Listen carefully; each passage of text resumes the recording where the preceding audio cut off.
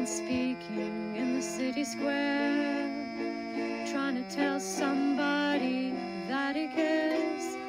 Can you blame the voice of youth for asking what is true?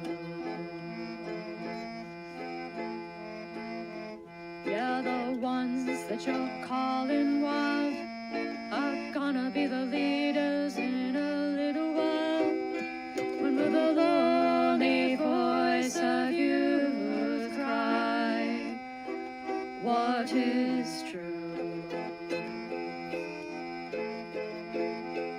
This our world's waking to a newborn babe, and I solemnly swear it'll be their way. You better help that voice of youth find what is true. And the lonely voice of youth cries, what is true?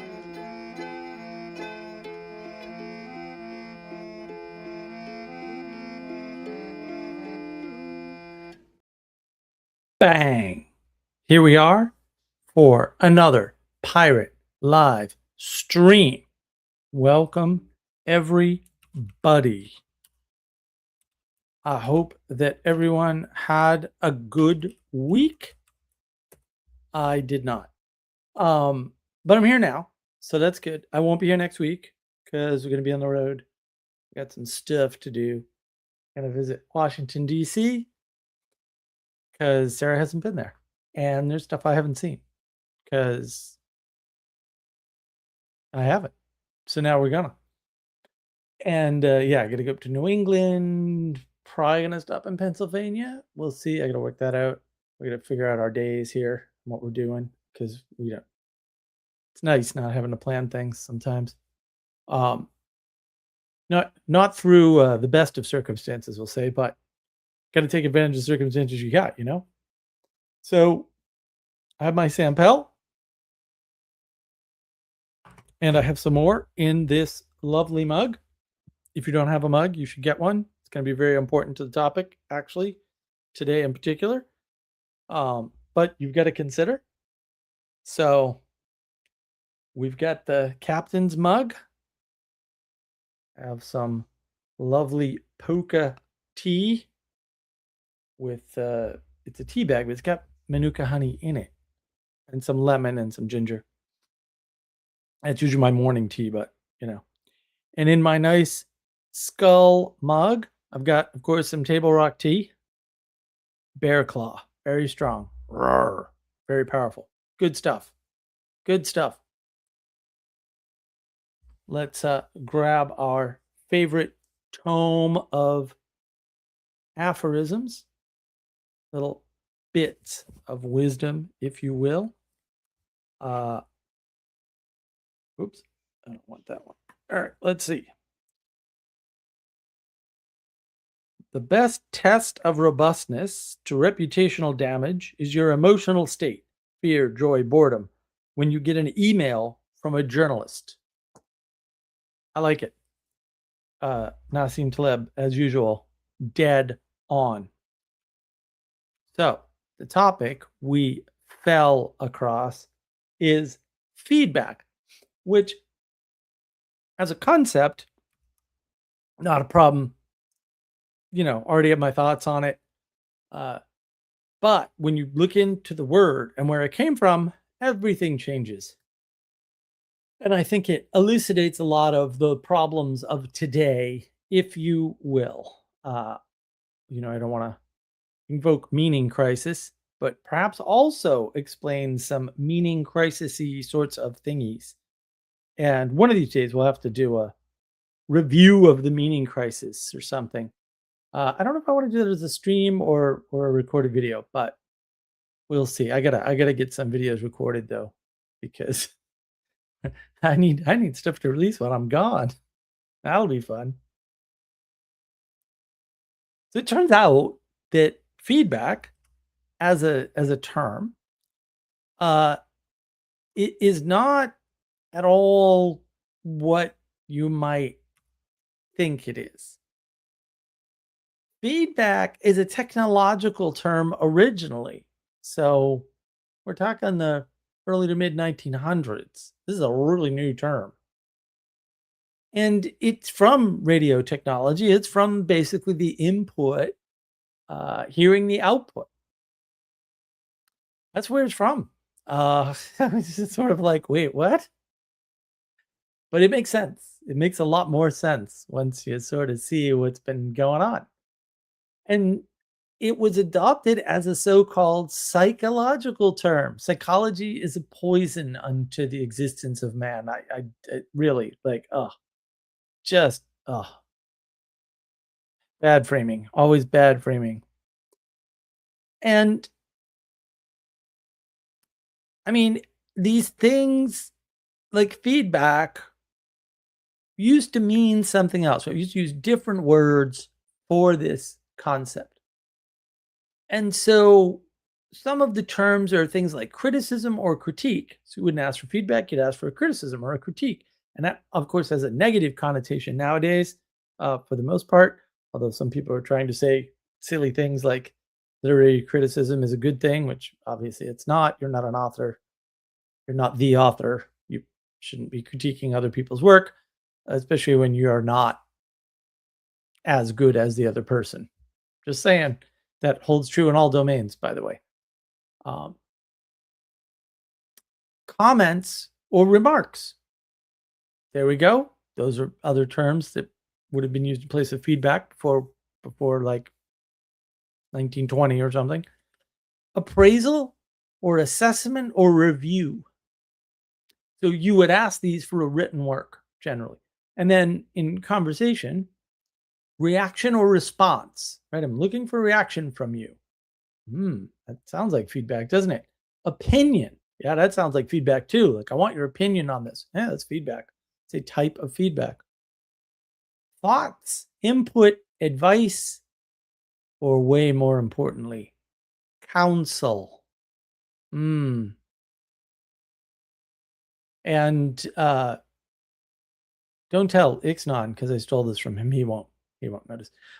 Technically, it's a technological word. If you're asking for feedback, you're asking for an echo chamber. You're asking to be placed in an echo chamber.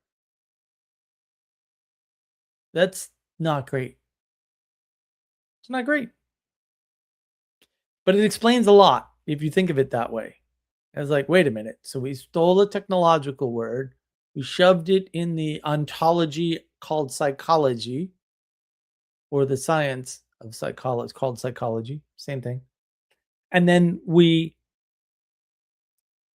are using it there, but it's already a negative thing. Like you minimize feedback in an electronic circuit. I don't know what else to say. Any kind of electronic circuit, by the way, it doesn't have to be audio. It just originally was for radios. How interesting. And of course, in an electronic circuit, you might have different types of feedback. So one type of feedback is just direct from speaker to microphone, but the other type of feedback is stuff that comes from the electrical system back into the electrical system. So it's electrical interference, technically. Thinking about it that way might help you as we are talking about this topic, because there's an important surprise coming up for some of you. Maybe all of you. I don't know. The now negative idea of criticism, which is the fault of literary critics entirely. In other words, the Reformation. No, really. I'm just going to tell you right now. And if you want to debate it with me and you like to lose, then absolutely, let's do this. The loss of asking for help, because individualism, right? It means that we need a new sciencey sounding way to ask for positive help, which isn't a thing. If I have to be positive, I probably can't help you, actually. Not entirely, but Positive only help isn't a thing. To make people better, for them to improve, for you to improve, you need negative information or signals. You need negative feedback. The negative stuff is what's important. And again, it's inherently negative, but we're treating it like it's either neutral or positive as a term when we use it. And this dichotomy, this setup, these are we do this with a lot of things in language. These are very dangerous psychological setup, actually, to be a little bit fair to psychology, even though I don't think anybody ever should. And this brings us rather neatly, I would say, to signals. You get signals all the time, and they're formed into a mation. Oh, no, wait. Information. That's what it is. Information. So you form things. Those things that you form are signals. You put them into a frame. Close enough. Mation, close enough. So if you want to know more about how that works or how we think it works, what the model we have for that, we have the knowledge engine model video. Actually, I have two.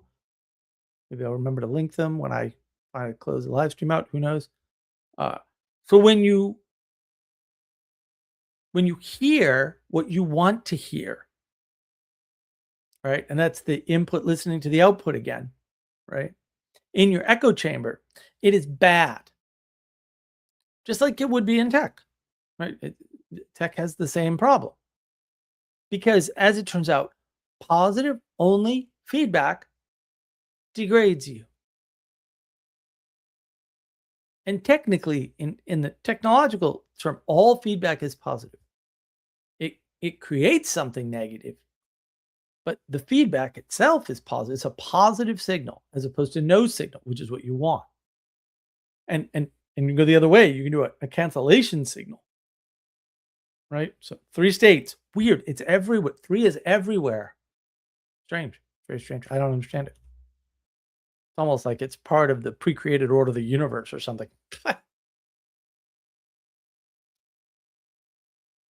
Now, we humans tend to think otherwise about this. We tend to think, well, no, I mean, positive signals are good. Like being positive to people is good. It motivates them. Okay.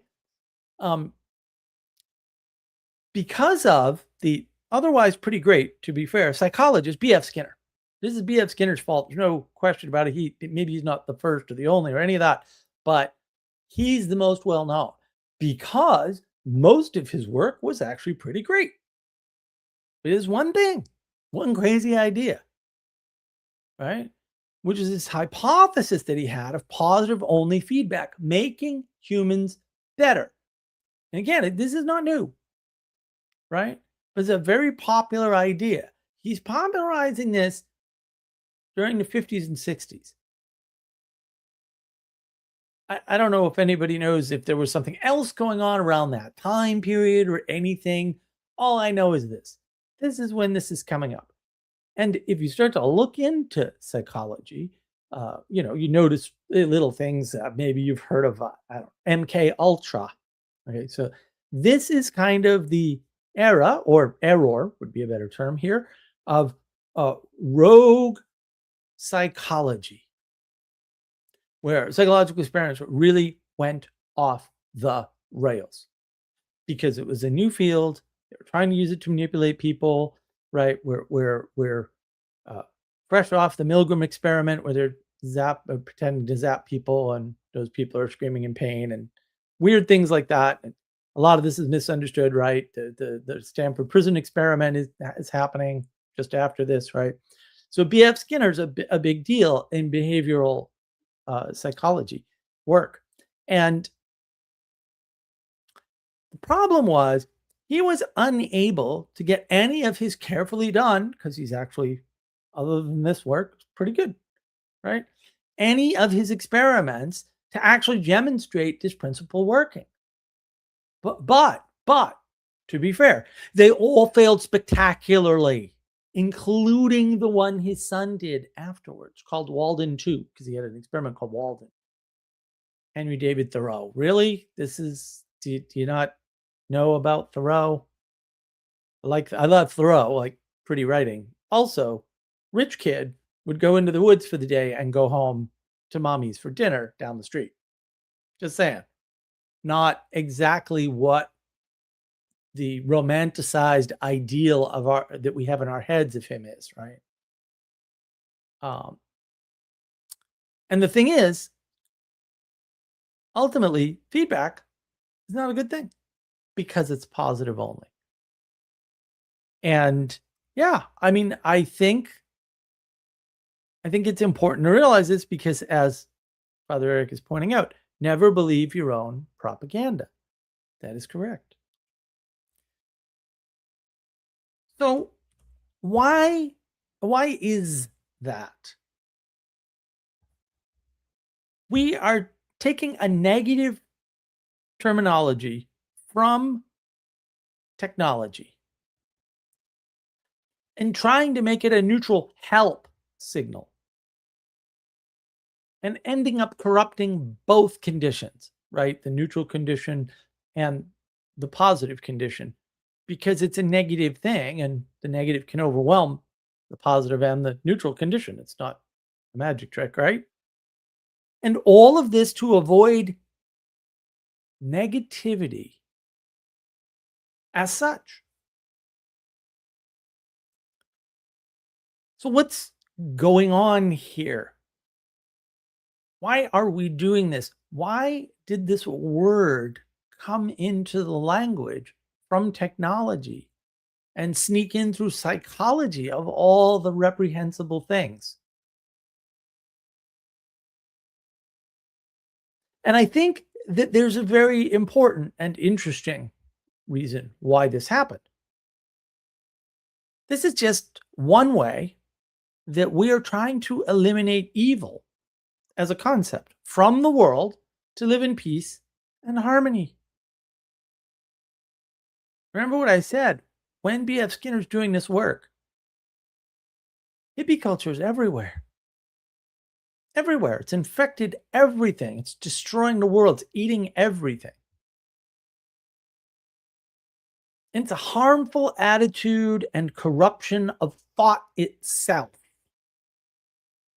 The idea that we can just act as if evil is not a thing or is not a factor, does not affect us, or that negativity causes evil or negativity increases evil, any of these things, this is bonkers. This is nutty. Negativity is not evil. Negativity does not increase evil. Negativity does not cause evil. None of this. Negativity is an important signal that we need to survive. And of course, this isn't the only way we do that, obviously, right? It's not the only way we try to remove evil from the world.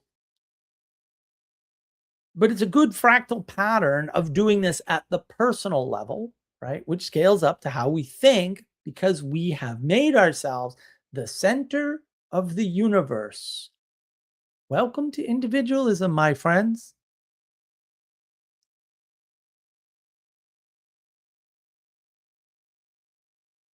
Now, you see this with people excusing the bad behavior of others. It's like they're trying to erase the bad things that other people have obviously done in the world, make excuses for them, even though they're no closer to the situation than you are. And you might well ask yourself, well, maybe you didn't even vote for that politician and you're trying to redeem them and you've never met them any more than I have. Why can't you just observe the world and say, hey, looks kind of bad to me? And when someone says that to you, you're like, oh no, you've got to consider blah blah blah. Well, A, no, I don't. Trying to tell me what to do. And B, why are you claiming that authority? It's very strange. It's very strange, right? So people are trying to redeem or save others or their behavior when they have no authority to do so. I just people like you and me. They're no better, they're no different, they're no closer to the thing. And their immediate response is this. I think this is all related. I think that's a fractal pattern higher, or maybe two. It's hard to say. And I think what this creates, using this term feedback this way, trying to expunge evil by not talking about it, basically, right? Very age of gnosis, right? Very much like we're going to take these propositions, which are like all powerful or something, or super valuable or something, and we're just going to manipulate what happened that you observed by giving you a frame. Very postmodern, which I mean, in a way, Jonathan Peugeot's right. Postmodernism goes back to quote modernism. This is why you need to use the term agenosis, because then it all makes sense, right? If knowledge is the highest value and you can read the Bible on your own, then and understand it on your own, then absolutely postmodernism is born. Uh, all the strikes to the Reformation. Uh, but I think that in the age of gnosis, this is all part of unconscious feedback. And this is unconscious feedback. This is how mimicry works. Unconscious feedback. Unlike conscious feedback, which requires some form of training in humility, unconscious feedback happens irrespective of all other factors. To put it in an unhelpful but very quote modernistic way, we are moved by what moves us. And in a way that is also the water we swim in. So we can't see it. By definition, cannot. Sorry. Maybe you can kind of see some of the effects and infer a bunch of things, but you still can't see it. And that's actually really important, right? Like, oh, I see the effects of something. But that effects of something is an abstraction, not the thing. And now you're making a map of an unknown thing that you can never see. You're welcome to do that. Maybe you have to do that to some extent, but also you're pretty far from the thing. And how do you know what the cause was? How indeed. So maybe it's better to say that most of the things that formed us, most of the things that continue to form us, most of the things that we are caught up in terms of patterns, is mimicry that comes in unconsciously as signals, feedback that we don't even know about. We'll say conscious, we know conscious control over it. And you're not going to get any either. So don't like, oh, all you do is meditate and I'll gain control of our mind through stoicism. No, none of those things actually does this. I'm not saying it doesn't help. I'm not saying it doesn't make other things better. And maybe that's all you need to make better. I'm not saying any of that. I'm saying you ain't solving this because it ain't a problem. Just the way it is.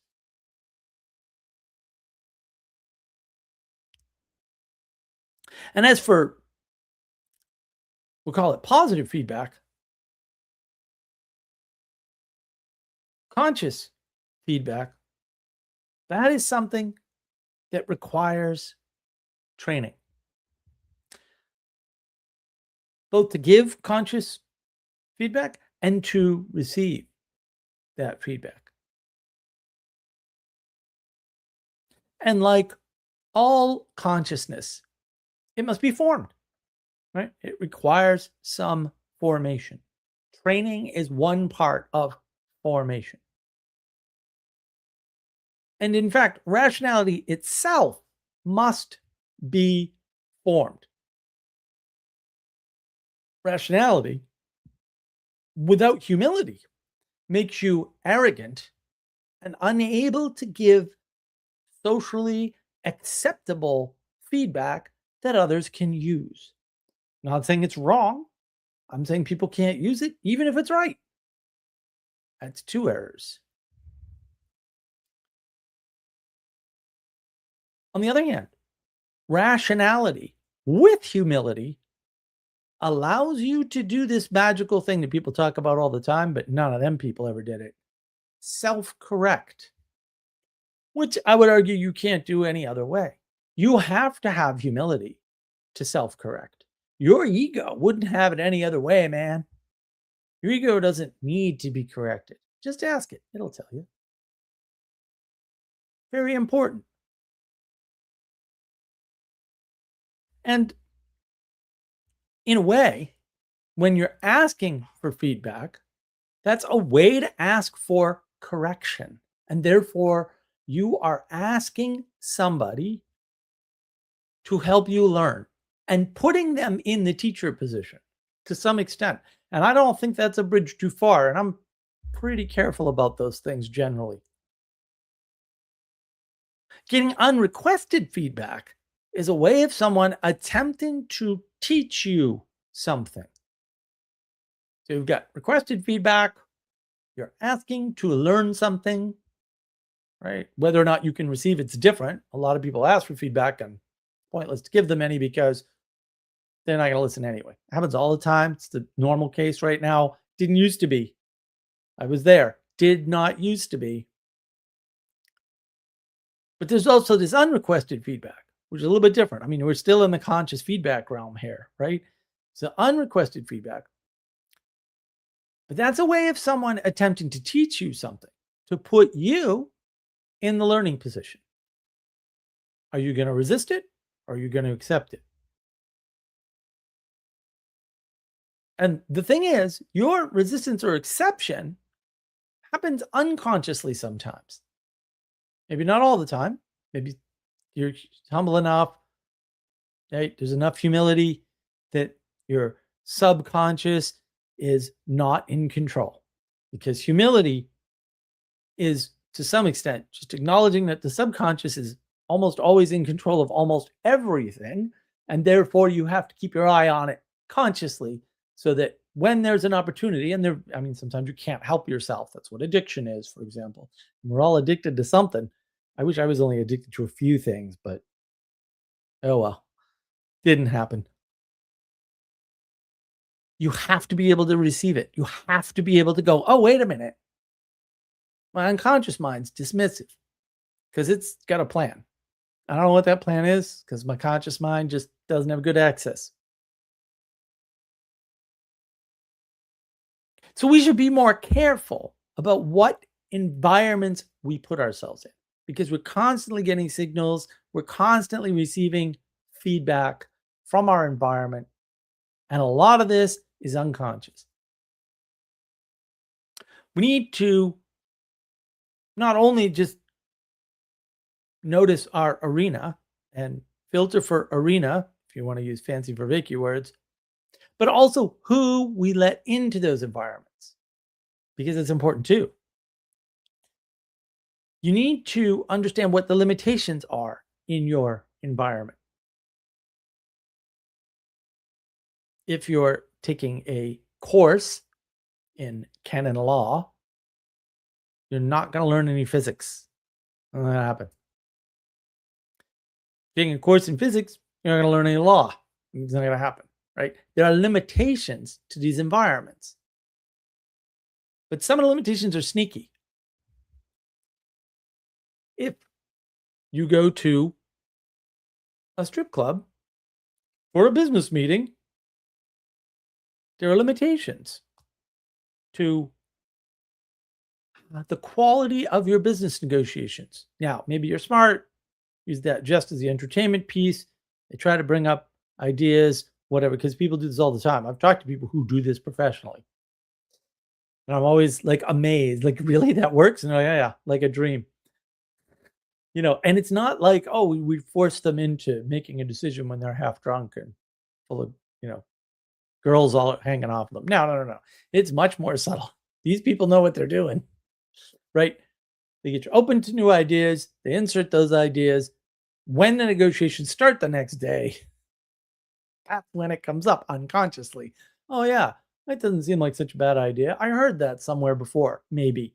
Probably not even that aware of it, right?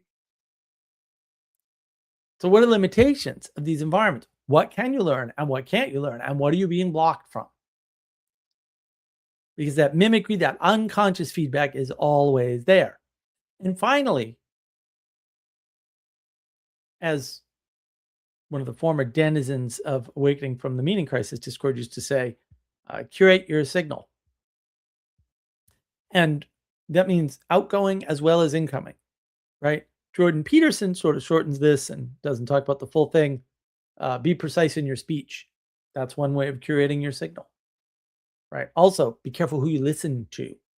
Yeah, don't just arbitrarily listen to anybody for an infinite amount of time. I mean, you always want to approach somebody, even a quote bad actor, right, with an open enough mind so that maybe they turned over a new leaf.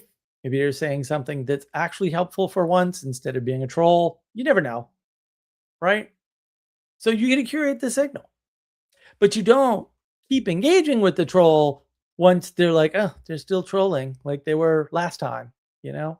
And you can shut them off. That's how you curate your signal. You don't always keep it on or always keep it off, right? Sometimes turn on the listening, sometimes turn off the listening. You always start with the listening on.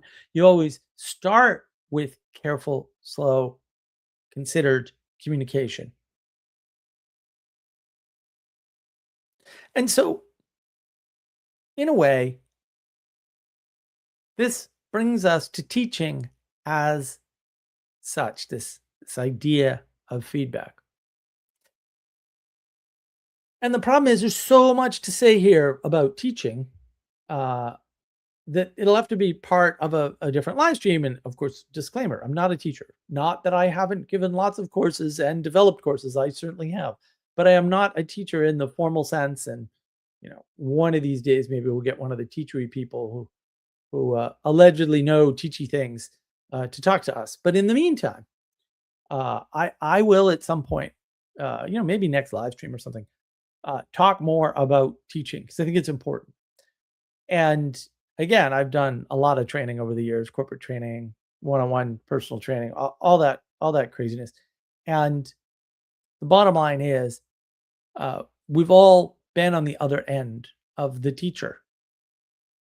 So it's not invalid for us to talk about our experience of teaching. So I don't want to hear those judgments because, man, no quicker way to get dismissed than to knack on somebody for not knowing something that they've been a part of, right? But we're left with the world where both teaching and judging, and of course, all teachers must judge, right? How else would they know if teaching is needed or what kind of teaching or who to teach or what to teach or when to teach it? It's a lot of judgment in teaching. But we're left with this world where both teaching and judging is happening all the time, consciously and unconsciously, giving us feedback, providing us with signal. There's constantly signals out there. The world is teaching us something all the time. The people around us are teaching us something all the time. Are we learning? Are we learning the right thing? I mean, some teaching is done via negativa, right? Don't be thinking you have an unsinkable ship and then you do the lesson on the Titanic. A lot of the deaths, not all of them, there's other causes due to believing they had an unsinkable ship. Why do we need lifeboats? It's a good question. A ship can't sink. Fair. That happened. What this leads us to is that to give feedback is a skill. It's not something that anyone can do arbitrarily about anything. If you play guitar and you ask me for feedback, you're not going to get good feedback because I don't really know that much about playing guitar. If you ask me how it sounds, maybe that's fine, right? But I can't say like, oh, well, your playing style is off. Like I can't do that. And that's the same with other forms of teaching, right? Just because you're good at teaching history doesn't mean you're good at teaching math. and likely you aren't, right? Although some teachers like Salman Khan Academy is amazing. They can just teach anything for some weird reason, magical power maybe. I don't know. I'm fine with that. But to do teaching, not only do you need a telos and discernment, but you must have methods like knowing when somebody is ready, willing, and able to receive correction, or when to just confirmation bias them until they are ready. Because it's also a thing. You have to keep the door open for the student to learn later. And this actually happened to me in Ohio at Symbolic World 2, rather unexpectedly. Didn't see any of that coming. But keeping the door open is important, and not getting upset and realizing that things like being stood up actually worked out in my favor quite well, actually. So magical powers telling me something, mystical forces, Holy Spirit, whatever you want to call it, you decide. And wait a minute, what did we just necessarily say or imply about receiving feedback? It's also a skill, which therefore must be cultivated. So to be a teacher or a learner, training, skill, cultivation, practiced, cared for, and carefully considered. The key to the skill of accepting feedback and making it maximally effective is called humility. That's what it's called. Practicing that is a matter of not worrying if the other person who is maybe resisting your ideas or being negative towards you or being hostile towards you even is correct. You can't worry about that. It's about learning to listen. It's about training yourself to listen. Can you listen when someone's screaming at you? Just because they're yelling and screaming at you doesn't mean everything they're saying is wrong.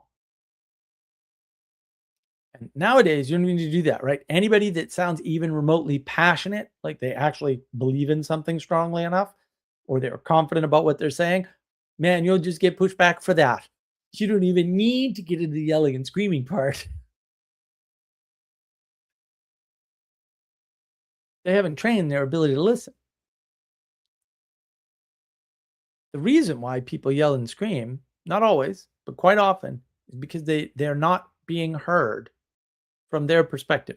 Now, sometimes their perspective is retarded and they're just wrong, but not most of the time. Most of the time, when people are yelling and screaming, it's because you are not responding to them. They are not being heard. You are not listening to them. And practicing listening to them over and over and over again, even though it's very hard because when someone's yelling or when you sense that they're angry or frustrated or upset or whatever, your emotions get triggered, but that shuts off your listening. And that shuts down your rationality. It's a straight trade-off. You can be emotional or rational. You can't really do both at the same time. Sorry. Doesn't mean you can't passionately make a rational case. You can do that because if you already made the case, it's just an expression of that. You're not doing the rationality in the moment. That's why I can passionately make a rational case in my monologues. That's what I'm doing. These are written, not every word, leaving out a bunch of stuff. I'm saying way more stuff than is on the page, but also most of this core idea has been written down for today, mostly today, because I did not get to it last night. But that worked out well for me. So I don't know why. I don't know how. I don't ask questions. I'm just here to do a pirate live stream. But you can practice it. You can practice listening. It's just really hard and it makes you feel horrible and it causes a lot of stress in the beginning until you get better at it and then it gets easier. right? And extra points if you can hear what someone's saying when they're using all of the wrong words and even talking about the wrong topic, but somehow you can intuit, oh, this is what they're really on about. And I'm very, very good at that way after they're done talking, like sometimes a day or two. Someday I'll get to do it. Other people can do it in real time. Oh, that was about this, not about what they were saying. Oh yeah, you're right. I can't I can't do that. Sometimes I can do that, but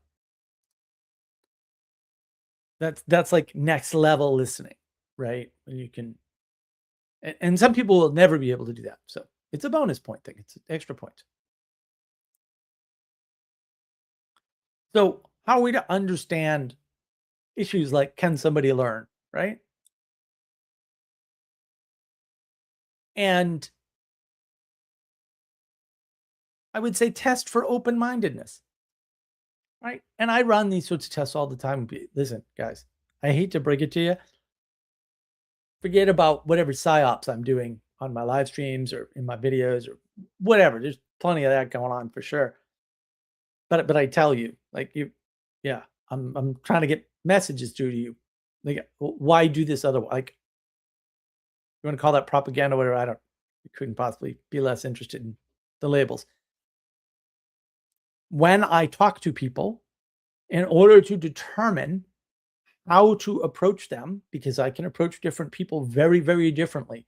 I can walk right into a fancy club where they're serving, $200 a plate steak, and everybody will think I belong there. And I can walk through a drug den and nobody will bother me. In fact, they might even come up and like, hey man, do you have any whatever? Like all of this has happened and everything in between. I'm a chameleon. I'm very good at this. So in order to do that, I need to very quickly be able to assess where people are at, right? If you want to help people, you have to know how open-minded they are and towards what, because you've got to wedge in that open-mindedness to get a change out of it. So how do you do that? Well, here's an example of a test that I used to run all the time, like actually this test all the time, right? You have, say, a Democrat defending somebody like Barack Obama, right? Or, a Republican defending Bush.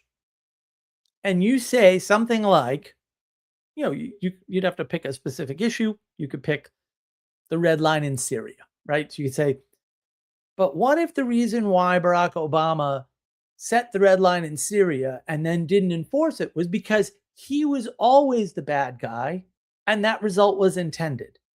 Okay. You're going to trigger the hell out of that person. Like whether you do it with an Obama guy or a Bush guy with a Bush example, it doesn't really matter, right? Except over multiple samples, you may see a very big difference, like a really big difference. Just gonna leave that there. I've done this, so I'm just telling you how the experiment turns out. Lots of other people have done it with me back in the day when that was a thing. This isn't hard. If they immediately scoff, well, that's the limit of their open-mindedness, and that's fine. You can narrow their open-mindedness with more precise questions, right? But at least you have a starting point. Another example of this, I used to do this all the time. I am such a jerk sometimes. Oh, I love it. It's great. You can take something that, say, George Bush did, that maybe you think was good or bad or whatever. You can attribute to Barack Obama and say, hey, did you hear Barack Obama did blah, blah, blah when he was in office? And then maybe they go, oh, yeah, that was a really good idea. And they go, oh, actually, wait, I think that was George Bush. And if they change their position immediately, which usually they will, by the way, not so the other way around. I'm just warning you now. I'm just telling you now. You do the experiment. Sure, you're going to hit like 50 people, but it's not that hard. You can do it. You do it in a few weeks. Bang. You know right away that they're not open-minded. They're not principled, right? If you're principled, you don't care who did the good thing. It's a good thing. Or you don't care who did the bad thing. They need to be punished. That's what principled is. Principled isn't anything good. If you're stuck to a particular political party, right, particularly a political party, then you're not a principled person, and maybe you never can be, and that's fine. But also, we need to figure out what to do about that situation because I think it's a lot more common than anybody else thinks it is. These are ways that you can test people's open mindedness. Right? You can ask them, well, what if your interpretation of critical drinker as a misogynist is incorrect? Like, what would you do? Right? And either they're open to discussing that idea and seeing how that might be true or probing it, uh, or they're evil because that would be evil. Like, clearly, the guy's not a misogynist. The So there are tests out there that can be done. And maybe not everybody can do those tests. I understand that, and that's fine. Maybe you can't, whatever. It doesn't matter. But it can be done for some people, and maybe they should be able to do those tests. Because the bottom line, and this is what you really need to understand.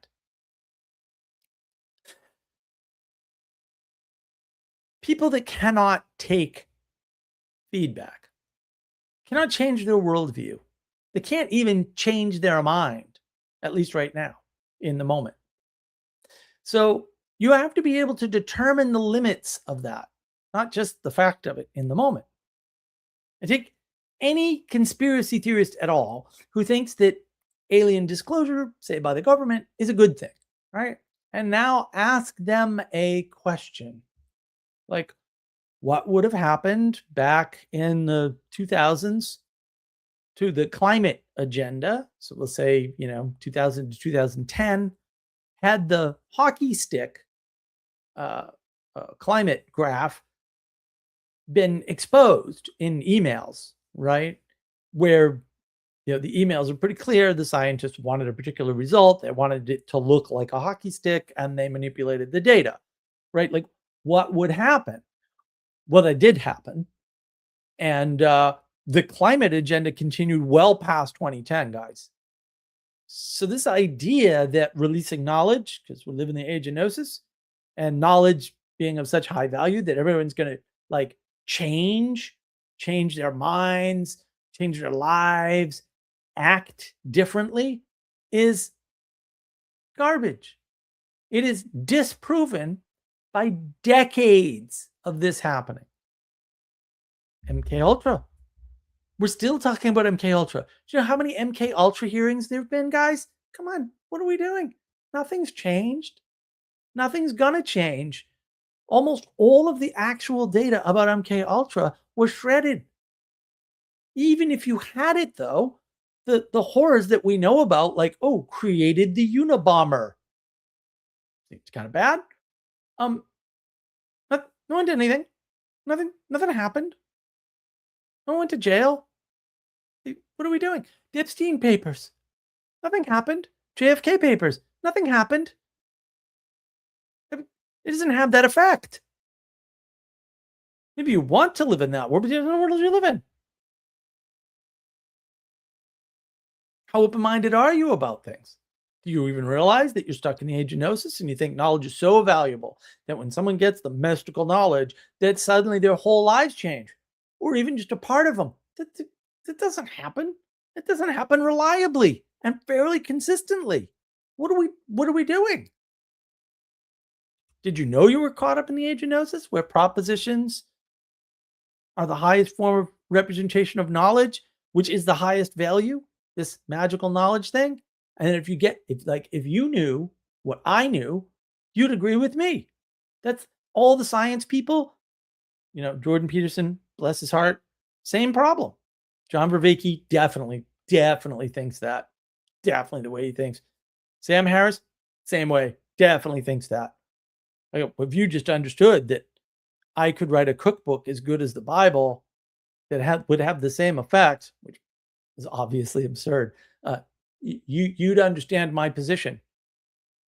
Well, Sam, if that were possible, you'd be right. But since it's not possible and you can't write that well anyway, it's not right, and therefore your position is stupid. But no one can logic anything out. So that's a different live stream. I've been thinking a lot about that lately too. Oh, I had a few insights. So, yeah, No one cared. I mean, ClimateGate was a thing. Emails were released. I read a few of them. Clear. The scientists did no scientist things. I was a data scientist back. I mean, I was a budding data scientist back then, but I was a data scientist back then. I had studied data science pretty extensively. I have some of the books right there.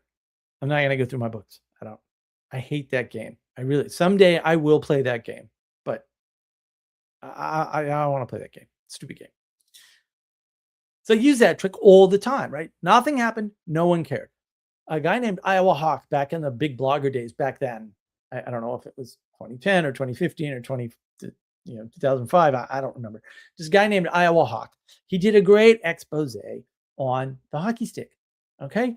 Very good work. And he was the only person, at least up until that time, to reproduce the climate hockey stick. And he showed the only way that you could get that hockey stick from the available data. This is significant now because I read his whole blog. I don't even know how I happened. I have no idea how I stumbled across this. It's not like I read Iowa Hawk every week or month or whatever, right?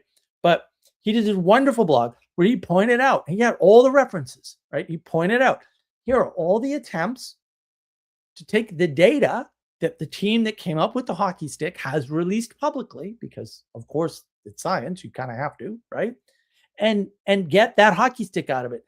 And all of them failed. Top-notch research teams. None of them could take the same data and get the same graph.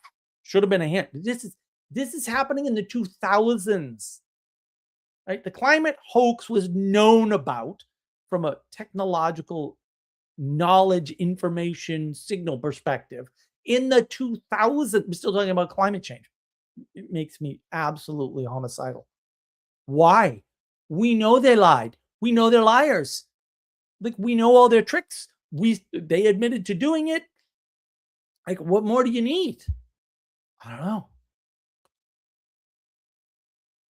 But again, big article on the internet. Nothing happened. No one cared. Nothing changed.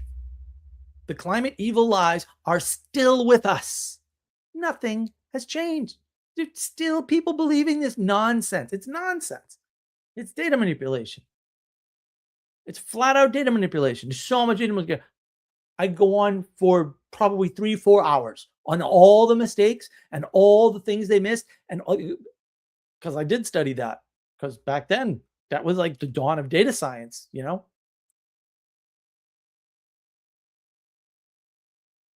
But let me take a breath. Can you tell that that one bothers me? What can we learn from this concept of feedback? Well, first off, to quote the great Dr. Jordan B. Peterson, people need so little encouragement. Man, that works. Like, by little encouragement, I mean a word every once in a while or a phrase like, you're doing great. Particularly after a negative critique or negative feedback. Yeah, I wish Peterson added that in there. Because Skinner had a point. He was just retarded on that one issue. And people who cannot take feedback or criticism, interestingly, if you think about it, are without exception parasites upon the system. They're fundamentalists already, automatically. Right? They're unable to change because change hurts their comfort, their mental comfort, their residual self-image. If you were in the Matrix, your egoic image of yourself is hurt when somebody tells you something you don't want to hear. That puts you in a parasitic relationship, just as it does in the Matrix. People without residual self-image, or people who only have residual self-image, they're batteries. They cannot learn because to learn is to have your current thinking upset in some way. That's what learning is. Learning isn't anything else. Anybody tells you anything else, just shut that off when they're talking about that subject. You turn it back on when they're talking about others. Shut it off. Learning is to have your current thinking upset. You can do like special pleading and say, whoa, a child doesn't know something. You put something, okay, but they had a world. It was nice. They kind of had a handle on that world and you added something to it. That definitely upset their thinking. Okay. If you think it didn't, I don't know what's wrong with you, but like you gotta get help for that.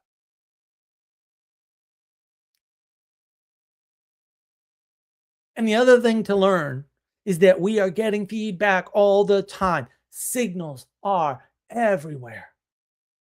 Everywhere. And we got to be careful about that. You know, you snort coke every weekend, not a great signal. You look at porn every day, not a great signal. You go outside in nature and walk every day, really good signal.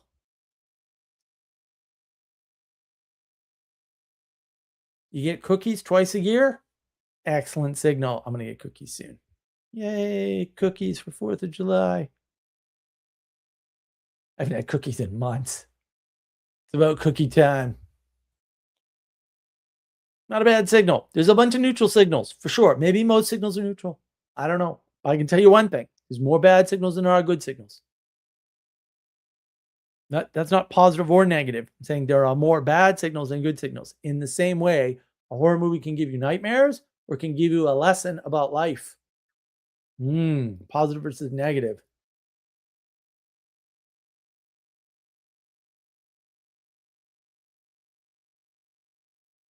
Encourage someone.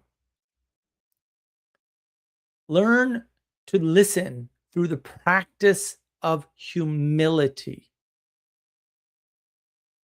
Learn humility by learning to control your emotions when you listen to things you disagree with. Keep it cool.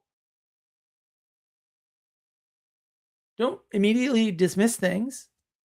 Notice, hey, I'm immediately dismissing. I'm too quick. I'm too quick to dismiss.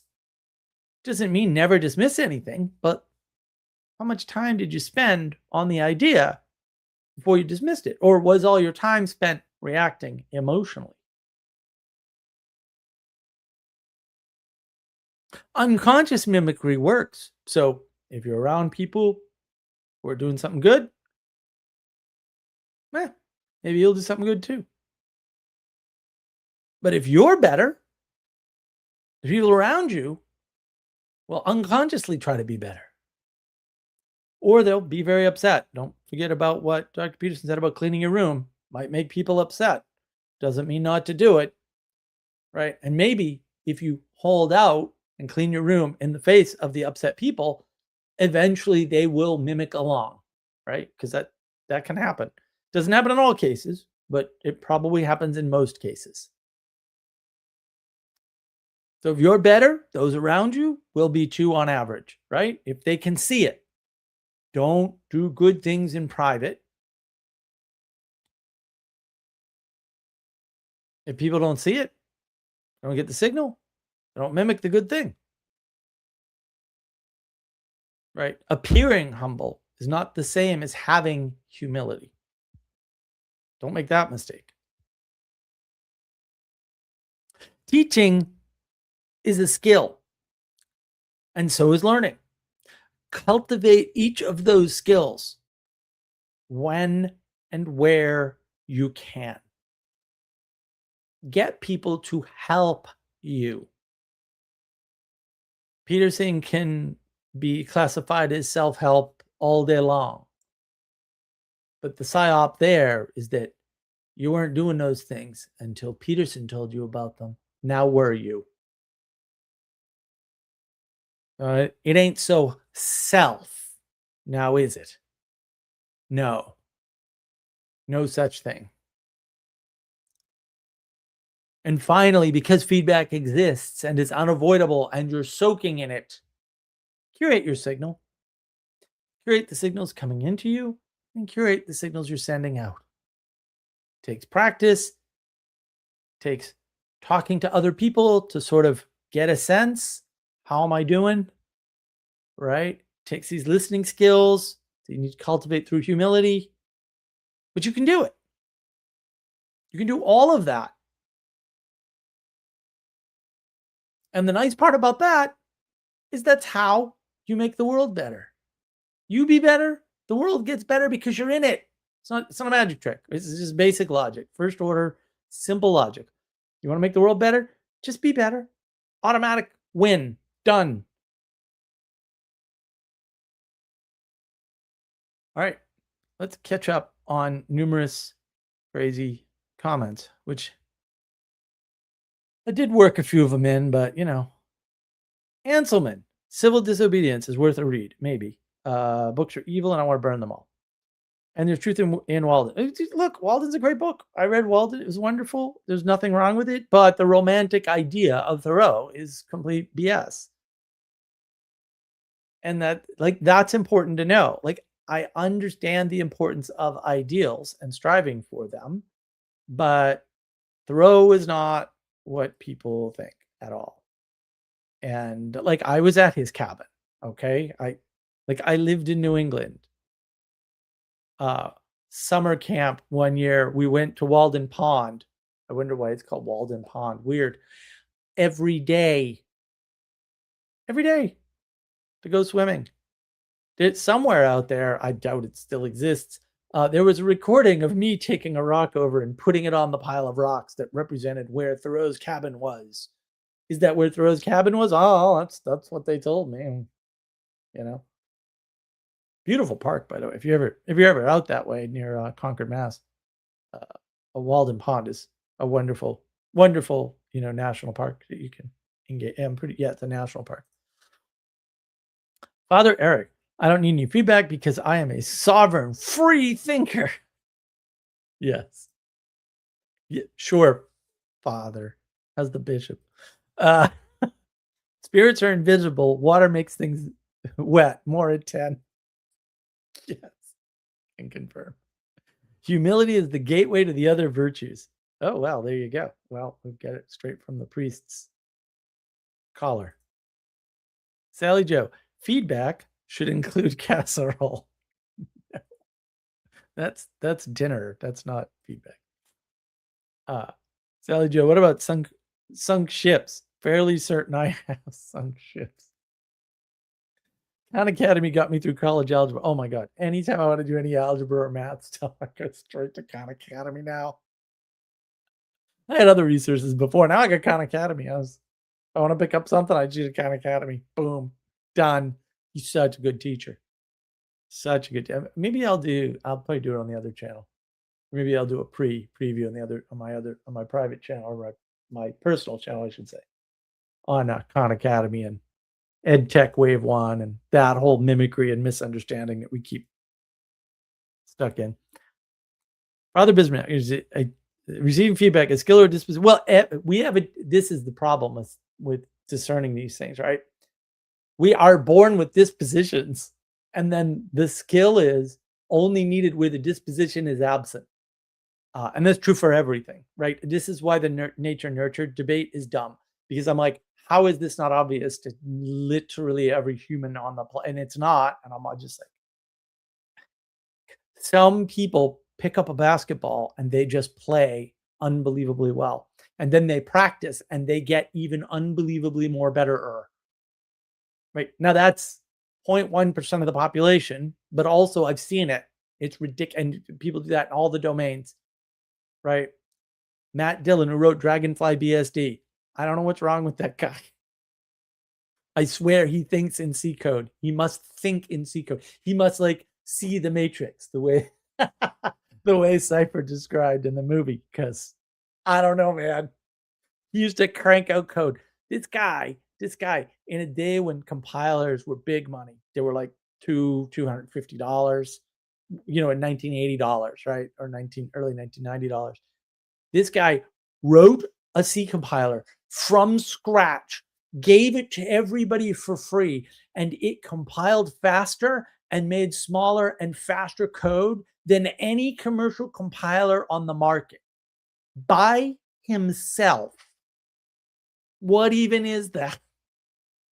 Thank goodness I didn't try to be like a top tier programmer, because I saw that and I'm like, there's good and then there's whatever that is, and I ain't ever going to be that. So that's good. Good to know. Good to know. Take the lesson. Take the lesson.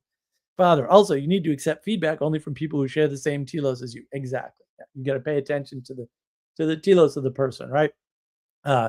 Dr. Jordan B. Peterson, right? Basically hang out with people who want the best for you. That's right. Be around people who want the best for you, right? So the telos of wanting you to be better is always a good telos, because that's a kind of telos that can hold a little, we'll say, conflict, which is what you need to learn, as I went over earlier. Father Eric, I don't make much feedback from anti-Catholics. Yeah, but yeah. And the thing is, you just polite to them and it's fine, right? Young God is happy about bonus points. Well, if you did the work, I'd be happy. If you go up to bonus points, that's fine. Daniel, great to see you. Mark, I've tuned in a good time. Magic. Look, Daniel, I don't know. I don't know what to tell you, man. Yeah, there's something about you, sir. And maybe you'll get to cultivate more of it, because it truly is magic. You need to know that. Sally Joe, principle not lost in so-called principalities. That's an interesting connection, Sally. Why did I teach you to talk? Now you sound really smart. Yeah, if you don't have principles, you will get taken over by a principality. Oh, we got to write that one down. Christopher will write it down for me. He's the best. Yeah. Maybe Manuel and I did stumble across that back in the day, but I have to go through the 300 pages of freaking notes to find it. Father Eric, just one more disclosure, man. Please, I promise you things will be different this time, man. Please. I know, all those disclosures. Like, we just need one more. One more. It's that one more forbidden knowledge that someone's been holding back. Now it's the government. Oh, wait till I do my Magnus Opum video on how we got here. The Magnum Opus video is going to be like amazing. Like, I've got the how we got here now.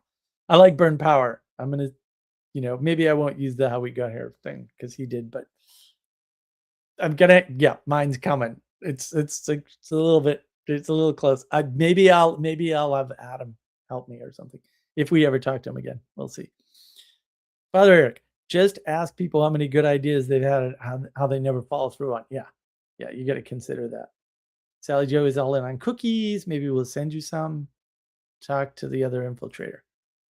Yon God, Mark has the best motivational speeches. Well, I hope that is sincere, sir.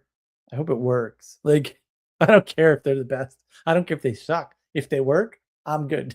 If it works for one person, total victory over evil. Sally Joe, thanks, John. I appreciate the enthusiasm. Yes, we do that. Anselman, I go and come with a strange liberty in nature, part of herself. Thoreau, Walden, see, he likes nature walks too. He did them to and from his stupid little cabin, which he never slept in. Yay, Uncle Mark's tech garage is back. I know, I've been neglecting the other chat. I've been so sick. That's been the problem. Freaking 1 week of afternoon naps, and then I forget what I'm doing. And it's a total catastrophe. Daniel Grat, Sally, the principalities, principal things is great. Thank you. Yeah, Daniel.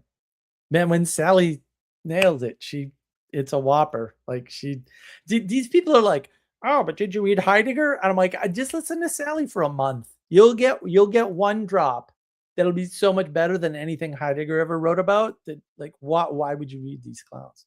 I'm serious. I'm just saying. All right, guys. That is all I have. My voice is getting a little rattly here. I don't know why. But if you would like to join in, I shall post and maybe even remember to pin the link. Oh, come on, Google. Did you change? All right. No, Google did not put the bug back that they had. There we go. Feel free to jump in and ask any questions. You can ask questions in the live chat too. I can answer them, I'm always worried. I'm like, Are people quiet because like I nailed it, or are people quiet because they didn't understand a word I said? And I know it's neither of those, hopefully, but at least not for everybody. But I always get nervous because that's what it is to be a YouTuber. It's very stressful. Very stressful.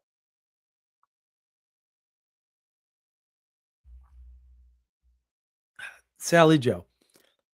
I mean, I'm glad someone knows things. I sure don't know if that makes sense or nonsense. Well, that's the thing. This is true. In a month, you'll hear a bunch of really bad Sally ideas and silly things. But every once in a while, she comes out with a perfect formulation. Yeah. Yeah. No principles equals principalities. I'd love to slide that by Peugeot. I'm always wondering what his idea of principalities really is because I can't tell. I can't tell. I'd ask Machu about it. That would be fun.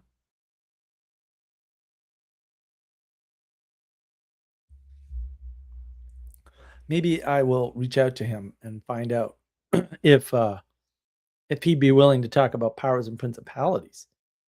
Because that would be that I think that would be a fun topic. That'd be a fun topic to explore. Because I know they're on to something. Like I know they're saying something, but I don't know what. Christopher, there he is. How you doing, Oh, man? hello. I'm doing all right.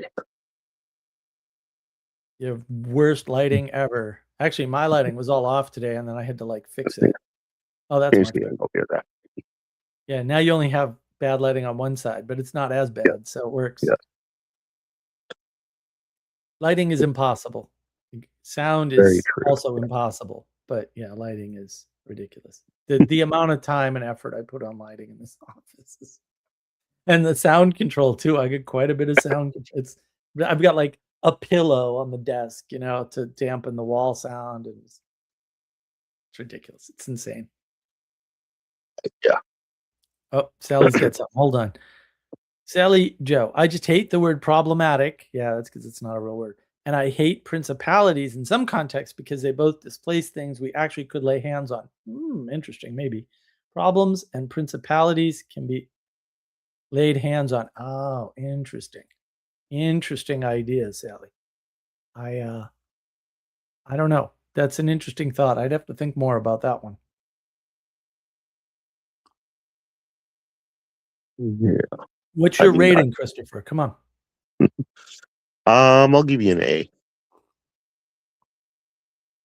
Thank you. I appreciate that, A.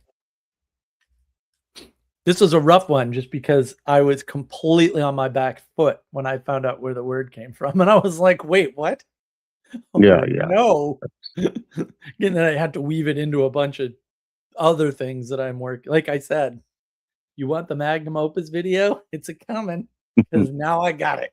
Now I'm like, oh no, and you can prove this, you can prove all of it, 100%, easy peasy. Although it won't be easy Nice. peasy, but it's easy peasy in my head. It won't be easy peasy to communicate, but at least it's Well, not. yeah, It yeah. doesn't take up brain space anymore. Like my cognitive load just like drops significantly. Like I do all the Ryan Reeves stuff, and it's going up and up and up with questions, and then they all resolve, and I'm like, oh, okay, pattern confirmed. Oh yeah. So you're gonna do you'll do like a Ryan Reeves roundup Yeah, I or want to do. something, I and think. I think what I gotta talk to Adam. But I think what I want to do is just tie it all in one neat bow in 2 hours because I think I can now. I've got to do some different. There's a couple of core videos I have to do recording wise. um, Mhm. but like I think maybe two, maybe four, maybe eight. I don't think it's that many. Um, but I'm gonna have to do a logic one where I just like no, this is proper logic, this is improper, Yeah. right? Because there's certain things that I'm like these people are just not seeing. You know, your your excuse is so bad that even if your excuse were correct, my point still holds, and you've done nothing to change that. Like, like I don't know what to tell you. And I've got at least one example where I think that's easily shown, but I have to get maybe 2 more, and I'll have to do a video on that. Right, where you just because people do that all the time. Like, court has become that. Has become, "But have you thought about this?" And it's like, "But that doesn't affect the legal status of anything." Like, Mhm. "But did you know that parrots speak?" And it's like, "Well, yeah, but we weren't talking about parrots. Like, why are we bringing this?" Yeah, over and over again. They do that over and over again in court all the time, not just in my Yeah. case. I saw it a lot, and I was like, "Why is the judge even allowing this nonsense? This is misdirection and crazy talk. Like, this has nothing to do with legal documents or contracts or, the question at hand. Like, these are just diversions." Mhm. Right. And a lot of time it's silly stuff like, "Well, this other organization had this document." And it's like, "Okay, but the argument wasn't that other people had the document, it was that you didn't. And so it doesn't matter if other people had it or who they are or which they are or when it moved. It's that Right. you didn't have it ever. And so, like, why are we able to talk about this other?" And happens all the time in court. All the time. It's unbelievable. I was always like, why are the judges so retarded? Why do they allow this nonsense to go on? It just doesn't have anything to do with it. It has nothing to do with the case in front of you. Like, who cares? Mhm. Minutia. Yeah, I have no idea why they're so. I don't think anybody can think logically. I think they have to be taught logic from the ground up. Which is I just want to Well, know when we stop doing that. Like, I learned all this stuff. I'm like, obviously quick. Why didn't when did people not learn this? When did that change? I don't know. That's like in part of the education psyop, right? Yeah, it must be. So, Or it could be like, "Look, man, you went to a really high-end Catholic junior high." Okay, fair, I did. It was only 2 years, but sure. yeah, I was yeah. bored. I mean, whatever.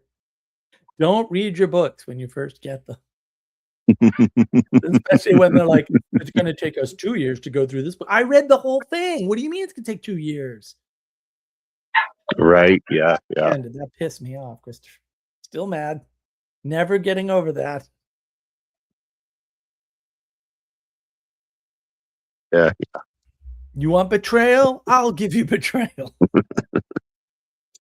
Selling me a book and then not covering it in the year. That's true betrayal. Right, yeah, yeah. How far they cover things and how long they take to do it is always kind of perplexing. Oh, yeah. Well, they gave me this Ancient Civilizations book, and, like, my Oh, parents, for yeah. some reason, they had, flashcards Mhm. with, the different types of people and, whatever, Homo erectus and, everything before it and all that nonsense. Yeah, So I that mean, that book was just yeah, refreshing for me. I was like, "Oh, this is great." I read the whole thing in, like, 2 days. Yeah, I think it took 2 days. I just absorbed the whole book. And they're like, "Well, we're only gonna get through half the book." And I'm like, "What are we gonna do the rest of the time? I already read the book or the whole thing." Like, "What do you mean we're only gonna get half?" And then they had right, to separate me and my buddy because he couldn't get good grades while talking to me, but I could get right, good grades yeah. while talking to him. That wasn't a problem.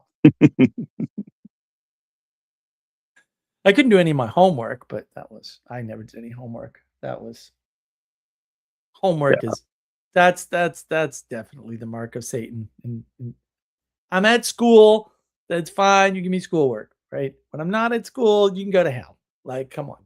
What are we doing? yeah, yeah, yeah. Well, there's the thing in mathematics that they have the quadratic equation. Mhm.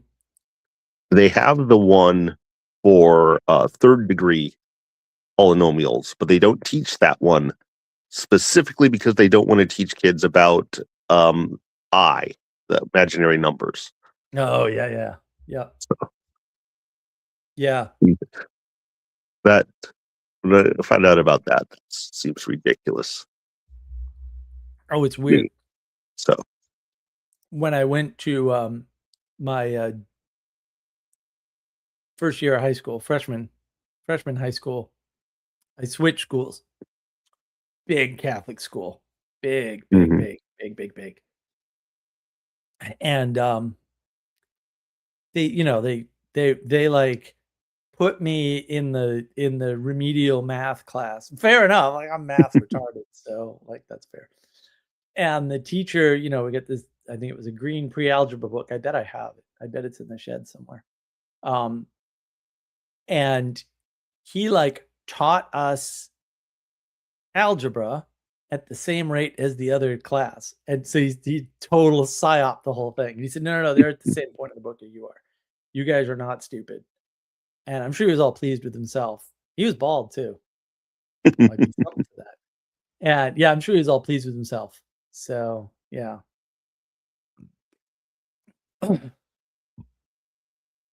Hold on. Right, Yawn yeah. God. Give me a second, Yawn God, because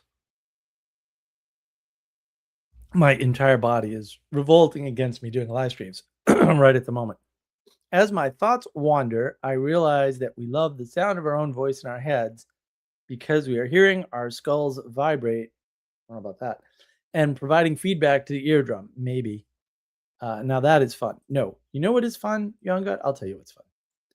What's fun is when you have your nice Amiga and your very wise roommate who's getting his PhD at MIT and is doing biomechanical engineering, and his specialty is hearing, buys the audio device that clips onto the Amiga. It doesn't work on his Amiga. It only works on your Amiga. Oh. No, I love AJ. I miss him dearly. I should reach out to him at some point. And then what you do is you use, I forget the name of the audio software. Someday I'll remember it randomly for no reason. You set the audio software to I think it's a 2.5 second delay. And then you try to talk with headphones on where that delay is coming back into your ears, and it messes you up.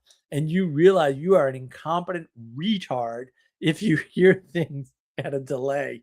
It really screws your brain up. You just cannot function anymore, like at all. Your speech center is completely destroyed. And then you can feel it. It takes a while before you come back into equilibrium. Equilibrate, re-equilibrate. That was the term I was looking for. Sorry. And then you can say like 3 more words, and then it's gonna right. And so you can kind of break it up if you do it the right way. You've talked really slow, and if you try to do like 4 or 5 or 6 words, it just your total speech just breaks down. It completely wrecks you mentally. It is a fun experiment. It is really fun to do that sort of thing.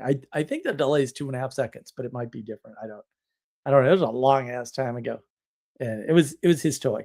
He also wrote the Lemmings Hint book with another buddy of mine that co-wrote it, and it didn't run on his Amiga 600. Yeah, I think he had a 600, or maybe he had a 1200. I forget. He had to use my machine. So I would come home, and of course I had 17,000 computers. But I was like, bro, can't use my favorite machine, my beloved Amiga, which I have in the shed. It's going to be blue soon. My blue case came the other day after 4 years. Oh, nice. Not bad. And then what would happen is he'd be playing Lemmings. So we'd all have to listen to Lemmings. The whole freaking time I'm sitting there listening to him play Lemmings while he's going through the stupid Lemmings hint book and writing it. And on my machine, which I then could not use. It was interesting time for months and months and months. Terrible. Mm. And he was just experimenting with all the levels and things you could do and not do and how to do them, and it was nuts. Right on, yeah. I never played the Lemmings game. Oh my God, Lemmings was huge. A huge game for Sony. Mm-hmm. Huge game. They there's some lore out there about it that is incorrect that makes me angry. But I don't talk to my buddy much, so I haven't asked him like, "Hey, can I go on a crusade against these people and tell them they're lying? Because I hate them, and I was there. I know the truth." But, I don't think he cares, but still, I care that he's not getting the credit he deserves. Worse yet, We'll add some them to lazy the. European is taking that credit, which makes me really angry. Mm, He was on oh, holiday, for a month because they get a month. There's my buddy finishing the code last minute. He went on a holiday before the deadline to release. oh wow, yeah. So he wasn't there when the release date was there and the code wasn't done. We'll assault them from our castle in Ireland when we get that. That sounds Yeah, like a good plan. we will be getting that castle. Next time, I'm gonna take you with me. Freaking Bill like wussed out at the last minute. He's like, "Oh man, we can't drive up there. That's another country." I'm like, "Well, first of all, we all came from other countries. I don't know what this argument's all about. And second of all, like who cares? Like it's the same physical land. Like you're just driving. I don't even Yeah. think they check passports to get into Northern Ireland. Who cares? It's right over the border. We're just gonna take the castle, seize the land, and free Ireland. What is the problem here? Yeah. Sounds like a fun time to me. So I told Adam the other day the only mystery left for me to solve in the universe was why the Irish can't self-govern. I was only half kidding. Still the only thing I don't understand. Do not understand. I think there's a lot to not understand about authority and governance as such, and I just I don't know. I'll probably die before I can dive into any of that stuff. I've gotta do my magnum opus video now because just a little few pieces, and then I can do the whole thing and prove it all, and then everyone's gonna that freak out. would be good. Yeah. Yeah, you might wanna look up, what the first company was. The first company. Okay. Yeah. Yeah, everyone's whining about corporations. Well, I wonder when those came about and how that, like, came about. Hmm. Sally Joe, do you understand how we can make people understand yield? Not yet. No. That's Yield, I mean, we know what you meant, dyslexic Sally. You must be an artist. I can tell. Um, yeah. Oh, you know what? I gotta release the dog-headed video. a dog-headed video. Yeah, Sally and I did a dog-headed video like 2 years ago, and I just Oh, okay. never released it. Well, Never. because there was all Okay. the turmoil over printing and but Okay. Yeah. I got a box of dog-headed books behind me, so we could, 2 mysteries. No, Sally, I understand yield. Trying to explain it is not a mystery. Trying to understand why the Irish can't self-govern, there's a mystery because it's not in my brain. It's not a communications problem. Yield is just a communications problem. And those are very hard problems. So don't get me wrong, but they're not mysteries. They're like, oh, okay, well, at some point we have to put in the work, right? Which is a different problem. Oh, and then we might as well go ahead and announce that at some point this month, yeah, we're early in July. Hmm. This month, almost for certain, not only are we going to do Casablanca Movie Club because I'm going to schedule that maybe while I'm on vacation or right when I get back from my little trip here that I have to do. Um, we are going to release the Jordan Peterson meetup group. I don't know if that'll be the final name, but that documentation will be done and people will be able to start one of those and hopefully we'll save the world that way. Right on. Yes. So Get that, and hopefully, I worded it intentionally because people don't believe in. Oh wait, understanding how to make people understand is a mystery. No, not really. It's just impossible for a bunch of things because people don't believe in straight lines, and that's not a mystery. It just makes me sad. Well, they don't believe in straight lines. They won't They won't play along with cursed nickels. People are, and it's getting worse. It's splitting. Everybody's splitting. They're super individualistic. Right. Yeah. And then the corporations rise up after that. What a weird timeline.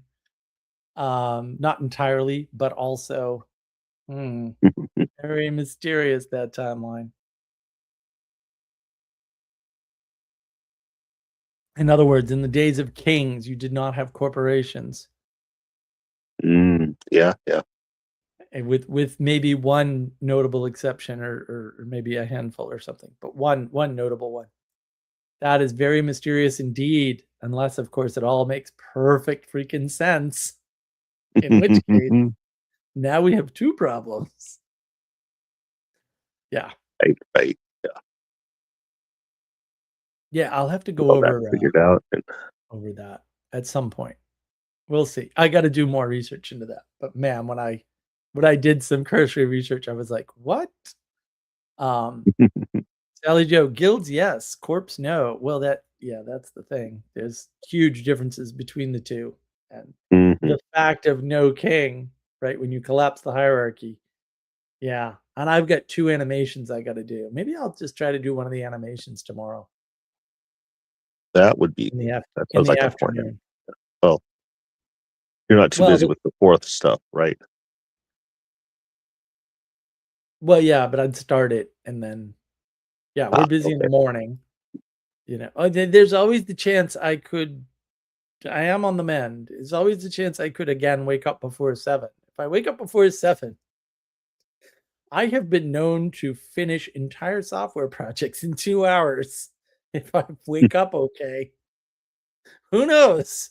I could learn every freaking animation trick I need to know and do an animation in 2.5 hours. Never know. Like, have it all done before 10? It could happen. I haven't seen that happen in years, but it's happened before, so you never know. Lightning can strike again. So, we'll see. We'll see how it. Okay, we will see that. Yeah. Hey.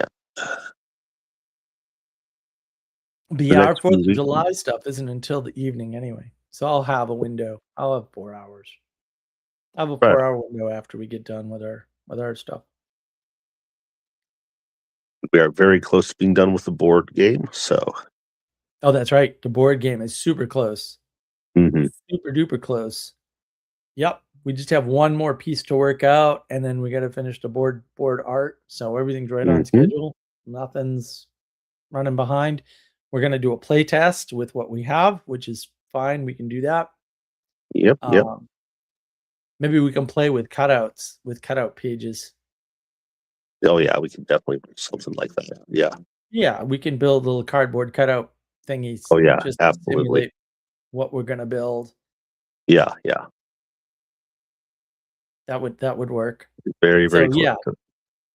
There'll be a play test for that. We get a couple of newbies who want to play it. It'd be nice. It'd be nice if all the people, we had enough people that wanted to play it that we could just sit and watch. Yeah. It's not fair. That is the goal, is to have that happen. Something like we wrote all the stuff. Yes. We know all the answers. That's not fair. Although, would we even remember them all correctly? That I don't think would be the case. But still.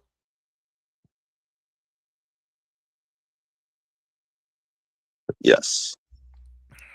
And then we can do the card only version, the story version. Yeah. Modified. Be able to work on that. Game. Yeah. Yeah, that'll be a lot of fun. I did some work on that, and then we've got another one, right? Which is another practice we got to work on. Maybe 2. I think we're working on 2. I think so. I got to get cracking. I got to stop having afternoon naps. Is what I got to do. Yeah. Well. Yeah. Maybe soon. Yeah, a lot of stuff moving. At least it's a busy summer. It's a busy summer at Mark of Wisdom. Yeah. Lots of good things about to happen. So I have to get the podcast going. I have the plan. I just haven't executed it yet. Keeps slipping to the back of the list, and then that's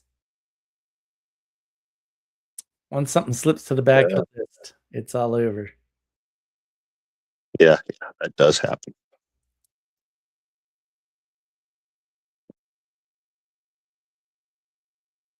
What else? Nobody ever has any stupid questions about my monologues. It drives me nuts. What the hell? Did I cover everything? Really? Am I perfect? I like that idea, but I've got my doubts. Well, you've got the thing where a feedback is a negative, but it's positive feedback. Mm. So, Yeah, you're trying to overlay a positive signal on something that's inherently negative. mhm, And I think that's really screwing people's brains up.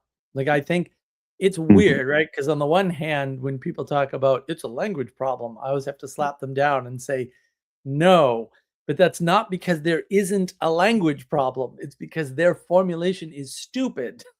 It's different. No, you're not understanding this at all. Because their formulations are based on rationality. And I'm like, no, this is not a Right. rationality Yeah. problem. Well, that's It's an unconscious problem, not a conscious problem. So, yeah. Sally, Joe, could we get less busy with more success? Well, yes, actually, that's usually how it happens. I remember the time that I figured out in consulting that doing less work yields more money. It's like, oh wow, that's amazing. But that is, you know, that's a little cheeky because it just turns out that higher quality work is less visible. It's less yeah. external. And that's Mhm. really the key is that it looks like they're doing less work. Like the CEO is always out on the golf course. It's like, yeah, well, talk to my cousin who sells stuff. Every sale he makes is on the golf course. How interesting. Yeah, people Yeah. don't Yeah. sit down with the techies and go, all right, what's the technically best, and when they do, Right. that doesn't determine the vendor. So they Mhm. may say like, what kind of tech are we putting in place, right? But then the way they buy it is on the golf course while they're relaxing. Mhm. That's the way they buy it. So most of the company, because two companies get moved by that, the one selling it gets the money and the one buying it gets what they need, right? That's all happening on the golf course, not in the office. I don't know Yeah. what to Yeah. tell you. Just the way it is. So yeah, salespeople in particular, like they're never in the office. They're always a pain in the teeth. They're always doing this, and they're closer to the money than you are, so they make more money. And it looks Right. like they're Right. not working, but actually they're always talking to people, making friends, and having discussions Mhm. and looking for opportunities and all the things I just can't be bothered to track myself. I'm terrible salesman. Terrible, terrible salesman. Sally Joe, I'm sure I could find a stupid question. Let me see. The problem is, Sally, you're not stupid. And so it takes work for you to find stupid questions. Uh, Sally Joe, what's the first step to shacking people? I assume you mean shaking. Yeah, Taking you or don't want to shocking. shack. Yeah. Oh, maybe shocking. Yeah. You don't want to shack people, Sally. That's not, you're married. You can't be doing that. People out of their unconscious to feedback. Well, shaking, yes. All right. Well, that's what it was. It was shaking, not shocking. Could have gone either way. As long as it's not shacking, I think everyone's fine. Mhm. Yeah, I mean, look, it's easier to move somebody unconsciously than consciously anyway. Um, Mhm. that's the lesson there, right? It goes back. I know I've said this before, but it's my live stream. I'll say it again. That saying that I misunderstood for most of my life, right? Like if you can't dazzle them with brilliance, baffle them with BS. Yeah, Mhm. the right way to read that is to say you were brilliant, you tried to dazzle them and it didn't work, right? Which is to say, don't try to rationalize them into their decision. I mean, try that first, right? But don't Right. Yeah. don't be upset if it doesn't work. then you baffle them with the BS, and the decision gets made. You know, um, I'm not from the Shack era. Love Shack? Come on. Love Shack, baby, love Shack. That was actually Thrill of My Life. So those guys were in Athens, Georgia. So I'm visiting my friends. They no longer live in Athens, but they lived in Athens, Georgia for a few years. And that's just Mhm. three hours down the road, right? It's right down the road. And I'd just go over there for a few days or whatever. And we're driving down the Atlanta highway. That's what they were writing about. And I was like, yeah, this is great. We're living the B-52s. It's awesome. Um, yeah, Athens, Georgia is a neat place. It's like a really cool place. And driving there from here, it doesn't matter which route you take, is fascinating. Because you don't go through Atlanta from here, thank goodness. Oh yeah, that would be great. Yeah, yeah, That would be horrible. That would be like killing yourself, only worse. Like it's just yeah, yeah. We went through Atlanta the one time. We went through it to South Carolina, flew into there, and then drove to our place. And yeah, Atlanta's terrible. yeah, that awful driving. Just even Yeah, yeah. driving past it is like I had to get off there once to get gas. I was like, ugh. It was sketchy because I got the super hot rod car, So Oh yeah, yeah. yeah, no, I had to get off in the city. I was like, oh no. And Mhm. then getting back on the highway there's nothing when you're in the city. There's no gas stations right off the highway anymore. Like Oh yeah, really? yeah. So,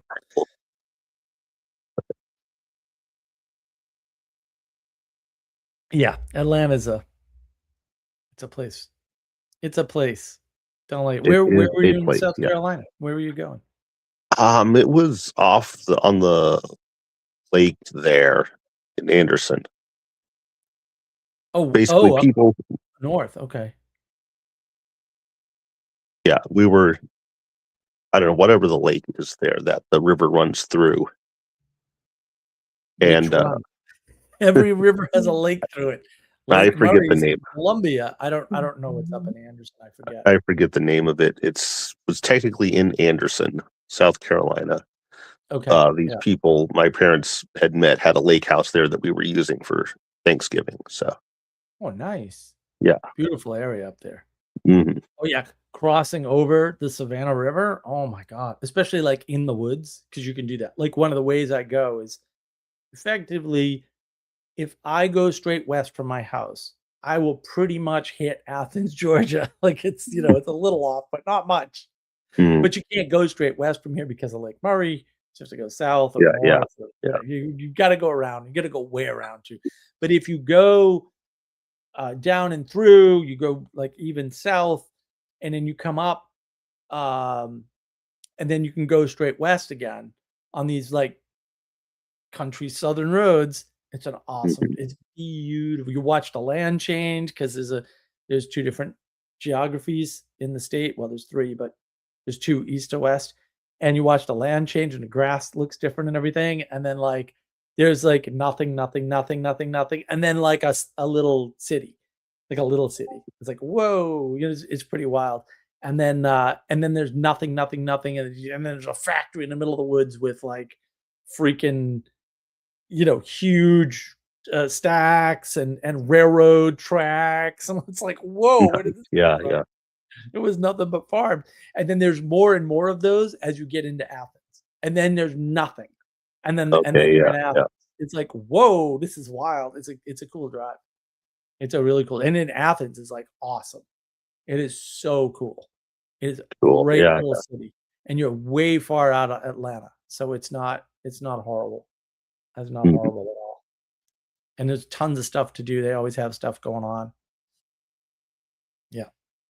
Yeah, it's cool. It's cool. Yeah, It's a cool place. But when you go there, you gotta cross the Savannah River to get into Georgia. And the Savannah, man, there's mhm. dams and all kinds of cool stuff just sitting in the middle of nothing. Oh And yeah, yeah. it's all dammed off, so there's lakes everywhere, and it's wild. There's these big bridges across the lakes. It's pretty intense. Okay, yeah. Up here, you get mountains and pretty scenery to drive through. And Yeah, it's gorgeous there's, everywhere up there, right? yeah, So, you yeah. can go the right place and see glaciers and stuff. And I do want to see a glacier. I saw a mm, piece of a glacier when I was young. I think it was Boy Scouts. It was trapped at the bottom of the Kettle Lake. okay, Yeah, you probably know what Kettle Lakes are. A lot of people don't, but if you're from New England and you got out with 4-H Club and Boy Scouts, you know exactly what a Kettle Lake is. And yeah, Oxbow Lakes. We have an Oxbow Lake down here. oh, Freaking cool. awesome. Yeah, it's like the third worst national park is in South Carolina. And the thing is, it's awesome. You go there and they've got like a 2-mile freaking boardwalk through the swamp. Oh, nice. Yeah. Oh, it is so freaking cool, dude. It is awesome. It is really cool. I'm like, oh, people don't like this? This is great. And it's got an Oxbow Lake. What's better than an Oxbow? And there's no Oxbow Lakes on the East Coast. Like none. I think it's like the only one I know of is that one. Because they're all out west, basically. There's a ton out west. There's almost none out here. So Yeah. There's like boardwalks through swamps up here, but they don't call them swamps. They're either a marsh or muskeg or something like that, which is, oh yeah, yeah. Everyone's got their little terms. Yeah. So up yeah. north, if you have a small amount of water that's not big enough to be a river, it's a brook or a stream. And down here, it's Hmm. a creek. Yeah. They're creeks. Like everything's this creek. They're like 25-mile creek. Bridge Creek is the edge of my property. I think it's Hmm. Rice Creek is where where they built Lake Carolina. They dammed Rice Creek. Um, yeah, I mean, it's I think weird. everything All up these here is little labeled. colloquialisms. Yeah. I think most things up here are labeled rivers or creeks. Really interesting. Yeah. You don't do brooks or streams? Not really. Interesting. No. Yeah. Daniel, baffle them with BS. The kids under me at summer camp right now are definitely wearing this expression. Like, yes. Oh my goodness. Yeah. Yeah. Well, that's what people try. But to be fair, that's what works too. So you got to be a little respectful about the fact that most people are not convinced by logic, reason, and rationality. Yeah. Yeah. And in the age where authority is not recognized because we're all individuals or trying to be, even though that's an impossible state. Yeah, Yeah. Yeah. it's tough. It's tough. And then you get into this case where, yeah, everyone's basically psyop on everyone else. Everyone's doing Hmm. manipulation play. I was listening to Andrew Wilson did a live stream Oh, yeah. today. And, I don't normally listen to Andrew Wilson. I love his work, but I don't normally listen to his stuff. And he was talking about TPUSA, and he basically came up with the goods. And he said, listen to Hmm. what this person's saying on this video and who they are. And oh, by the way, here are the public records. And so they're funded by this organization. And they're telling you on this stream, the woman's clear as day, we have multiple moles within TPUSA and they're all Democrats. And I was like, isn't that interesting? Right. And then it's like, well, Hmm. who's feeding Candace Candace Owens, all these garbage stories? Oh, well, it's Democrats. And, people are falling for it because it's Yeah. authentic. It's like, this is that whole problem. Like, people are so Yeah. irrational. They're so incapable of being Right. logical, Right. right? They're like, oh, you know what? I know for a fact that the CIA has a secret program. And I'm like, okay, well, there's one thing I know that can't be true by definition Right. is that you who is not in the CIA, right? Or if Hmm. you are, yeah, the CIA is going to let you blab about that and not murder you immediately. Sure. Hmm. Like and people fall for that stuff all the time. And I'm just like, this is irrational, guys. Like, this is Hmm. counter logic. Like, what is wrong Yeah. with you? Sally Joe, what do you get, Sally? People are convinced by action and effectiveness sometimes, but not as much as you would hope. No, because we hate success.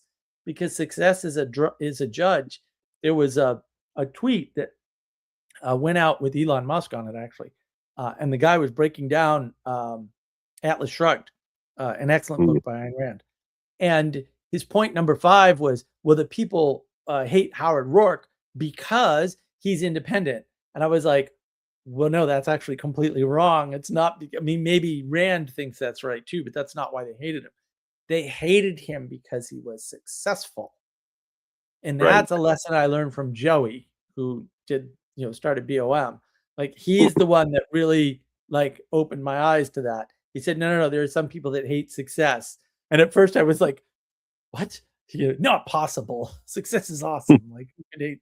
And then I was like, oh, yeah. Then I saw it. Yeah. And I was like, that's why they hate Howard Rourke. The problem with success is threefold, right? First of all, well, and just to give Sally her due, success is to be hated more now because of equality. Exactly. If your worldview is equality doctrine, success says your worldview is wrong. Nobody wants that, right? So that's problem number 1, we'll say with it, right? Oh, someone can be successful, but I'm not successful, right? Problem number 2 is I'm not all I could be, Jordan B. Peterson, right? Because I'm not as successful as I could be. And problem number 3 is that person, Matt Dillon, the programmer, I'm never good. There was no chance. I had no chance, right? Same way, like, I was never going to be able to play guitar as well as anybody else ever. Like, I am the worst guitar player of all time. Right? Ever. It was never going to happen, right? So even if I could upskill and maybe play a few chords, because I think I could do 4 chords, I could never do the transitions correctly. But I think I knew 4 whole chords, which is all you need to play a lot of stuff. But I could never get the transitions right. You're just never going to be that person. And so it does. It reminds you that you have a place in the hierarchy that is not optional. Like, there's a limit. And people will, especially former leftists and moderates, they'll acquiesce to a limit in a specific case, but you can tell they don't believe in limit as such. They always believe like education can overcome it or something, or practice or something. And that's actually not true. Like, you look at Michael Jordan and you tell me why everybody can't be as good as him, right? Or whatever sports star or whatever musician, or like, I remember watching Dave Mustaine play for the first time, and like, I was never a Megadeth fan, ever, not at any point. Not that they don't have a couple good songs, but like, his songs are garbage because they're too political, and the music doesn't match because the politics is wrong. Sorry, Dave Mustaine. But holy crap, what is he doing to that guitar? How is this possible? Like, he was in his 50s, man. I'm watching him play that guitar, and I'm like, I don't even understand what's going on here. Like, this is not playing guitar. I don't know what this is. I have no idea. How can anyone do that? No one can do that. It's not even possible. People are not going to rise to that level because there's no way for them to do it. In the same way that when I took karate, I never lost a sparring match. Not one once. And I sparred a lot. I love sparring. Sparring my favorite thing. Well, I get to beat the crap out of somebody. Oh, that's easy. I never lost a sparring match. There were 2 draws, but I never lost on points ever because I was faster than everybody else. I was just physically faster. Period. Just born that way. Nothing anyone can do about it. Not Bruce Lee fast, but I'm not that far off either. I'm really quick. I catch falling knives blade first all the time. Well, not all the time, because I rarely knock anything over, but the number I can count on the fingers of one hand the number of times I've knocked something off a desk or a table or a countertop and not caught it. I can count that on the fingers of one hand. I almost always catch things before they hit the ground. And not a lot of people can do that because you just have to be fast. You need fast twitch nerve fiber. It's a measured thing. And I have it. Thank God for that, man. That has been super. And it was super helpful in karate because I could just hit quicker. I could punch somebody before they could punch me. I could block somebody. Like, I could block anything. People just were not fast enough. They weren't fast enough. They couldn't get past the blocking. Once I had blocking down, And boy, did I practice. I still occasionally go into the 10-point blocking system. I don't always get it perfect because I should do it every day or at least once a week, and I don't. Right. But Right. Yeah. thank goodness I really don't need it anymore. I did when I was a kid, but I don't anymore.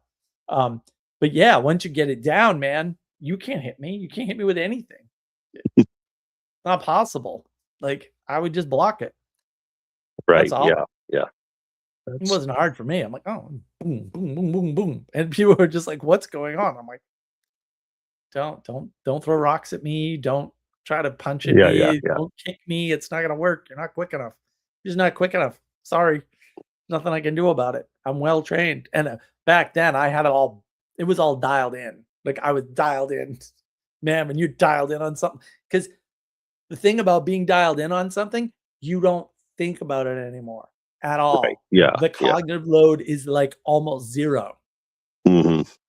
And you enter flow state immediately. Like somebody would get into combat mode with me. The minute you hit combat mode with me, it was over because I was already in flow mode by the time I realized, Yeah. oh, no, this is confrontation mode.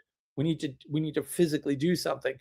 I was in flow mode immediately. I don't even remember sparring with people that well because it was flow the whole way. It's like rock climbing, the way Vicky describes it.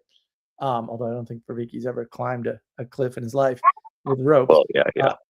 Neither have I, to be fair. But I've been in flow a lot of times. I mean, I did a lot of experiments with in and out of flow when I was young because it was super important to what I was doing. Like if you can't get into flow and you need to code, you're cooked.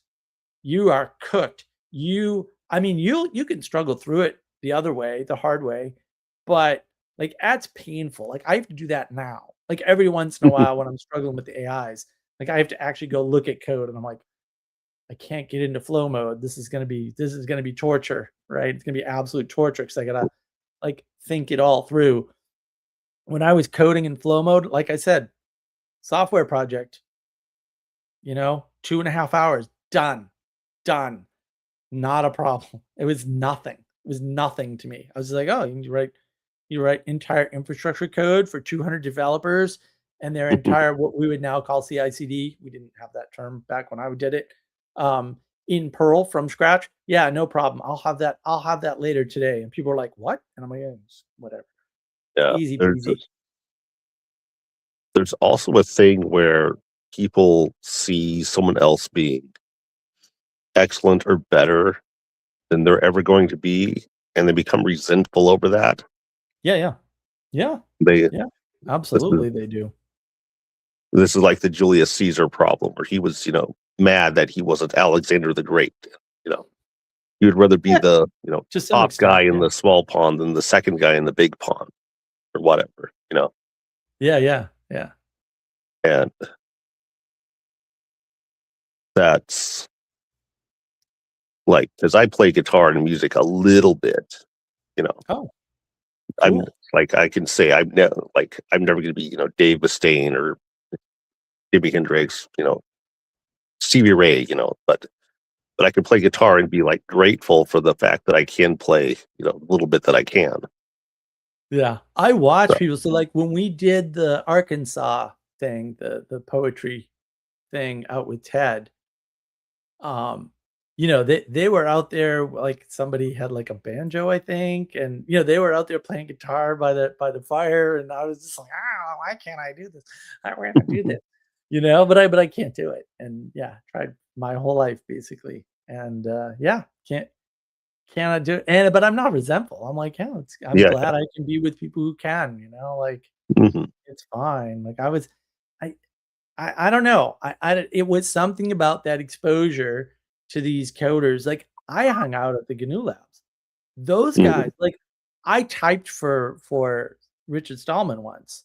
Because there was no one around. He's like, hey, you want to type for me? And I'm like, yeah, sure. I didn't even know what he was like. What do you mean you need people to type for you? I had no awareness at the time. And I typed for him and it was rough, man. He's a very difficult person to work with. and I was retarded. So, he's like saying, meta, and I'm like, there's no meta key on a keyboard. What are you? There's no key called meta on a keyboard. I'm sorry. I don't know where the hell he's getting this from. I mean, maybe there were meta keys on like TI Explorer list machines or something, but the HP workstation we were using does not have a meta key. It has an alt key. And he had the keyboard mapped a certain way. I know nothing about this. I don't map my keyboards. I never did. Right. So he's going like left meta. And I'm like, what are you talking about? Like, I don't know where so it was a rough time. So I didn't type much for him. I'm sure he was pissed off. I mean, he was a super nice guy ultimately, but man, he was difficult. When he was mad, he was mad. And when he wasn't mad, he was perfectly fine. It was very schizophrenic. But yeah, you know, watching him read an email and then go, oh, go to this file, edit this line number, and put this number at that line number. And I'm like, are you freaking kidding me? Do you know how big the freaking Emacs source code is? Because we were editing Emacs, which is huge. Like Emacs is enormous. It's one of my, I don't like Emacs. I'm a VI guy. It's a huge program. Even back then, it was huge. It was enormous. And I'm like, how do you know what file name and what line it is? Like, I know you wrote most of it. Like, I get that. Like, you're a genius. But like, how do you know it's line, I think it was line 12 or something, right? And that's the pound define for that thing. And then, like, how do you know? Like, how can you track that? There's like hundreds of C files here. That's nuts. But he knew the line number. Yeah, that's. I didn't have to do a search. I was like, are you in? Like, I have to do searches on my source code, and I never wrote 100 source files of source code ever. Never wrote anything like that. Like 100 files. What are you, high? Like, I'm not putting that much time into anything. Yeah. I almost did. I had a couple projects that were pretty big, but let's see. Sally Joe. So we were all different levels, and the Lord's doing, I don't know, 4 languages. Then who cares if they are a Lord? I'm not. Well, yeah. 1.5 languages at pleb level is great. 1.5. I've got like 0.3 of English. Thank you very much. Reasons Cain killed Abel. Yeah. Cain killed Abel for jealousy. Yeah. Yeah. I don't know if anyone's reading that story correctly, actually, but yeah. Maybe only Abel was supposed to give sacrifices. Maybe it's a hierarchy story. That maybe, yeah. Dun, dun, dun. Yeah. I don't. Manuel heard that somewhere. He told me where, and I've since forgotten because it's still not that interesting. That might have been in Language of Creation mentioned. Either just Manuel mentioned it when we went through that in there, but it was before that he told me about that. He saw it in a video somewhere. Yeah, he saw it in a video somewhere. I wonder if it's in Language of Creation. I'm still thinking about doing the reader guide for that. A reader guide for Language of Creation, but I just look at all the work and I'm like, even with the AI, it's going to be a total bear, right? So there was the Cain and Abel thing. There was a thing that I hadn't heard before about that, was that Cain's sacrifice from the fruit was an attempt to reverse getting kicked out of Eden, because they got kicked out for eating the fruit, and so he's trying to make a sacrifice of fruit in order to reverse it to get back in. Yeah, I don't know. It's such a short story. That's true. Yeah. Sally Joe, Cain didn't kill the incapable. That is true. It's a whole deal. I love colloquialisms. There's a universal history on Cain and Abel from the Book of Enoch and the Syrian scriptures. Yeah, I remember that. There's a bunch of stuff. It's I mean, part of the problem is when you're symbolisming, which is what I'm going to call it. And I listened to Peugeot's Q&A. It was very good. This month's Q&A was very good. Yeah, I mean, there are certain patterns that work and certain patterns that don't. and people aren't accounting for the patterns. Although Peugeot's using more pattern language lately and Flat World, so I could not be happier. Well, Yeah, I mean, it'll be good to talk to him someday and say, right? Yeah. I love your symbols. I can't do what you do, but also, have you heard of patterns? Like, let me show you the magic, right? Because he's part of his complaint, and like this last Q&A was really good because he was smacking people down, saying, no, that's not proper symbolism. I don't know what you're talking about and stuff, and like, no, you definitely can't do that. And I was like, that's the negative feedback people need. Well Yeah. done. That's what they need. They need to hear that. They need to hear a no. And people don't like it, but also it's good responsible stewardship. That's what we'll do, Sally. Yeah. We'll call everything stewardship for a while until people get the message. And then maybe we'll go in and do a hierarchy of leadership and do stewardship versus leadership versus kingship or something crazy. And I'd still have to resolve the confess, repent, penance problem, but I don't want to think about that. I mean, stewardship might get people closer to understanding yield. But. Yes, exactly. Well, and I'm suspicious that the problem with explaining yield is that you can't explain yield in relationship to one person. Like, no matter what you do, if you come up with a yield explanation that involves exactly one person, even if it's like one person nature plus whatever, that it's going to get automatically reduced and destroyed. Sally Joe, I don't know. It's fun, but I don't know if it's good. Stewardship and leadership and kingship. So many ships. Exactly. Well, it's navigating patterns, so we can navigate that. Tommy, good to see you, Tommy. Or call it noblesse oblige, just to be fancy. Well, yes. Also, the French did everything wrong. Sally Joe, good. Do we need to explain ships? No, we do not need to explain ships. No. Like I said, there's something, I don't know. There's something insufficient about the triad of you plus nature equals yield, or you plus nature action cultivation that doesn't work. So it won't fit in the normal triangle diagrams. The other thing I have to do is redo all the triangle diagrams and all the early videos, like the original model videos. I have to redo those. Maybe I'll do that and I'll release that while I'm on vacation. I could probably do that.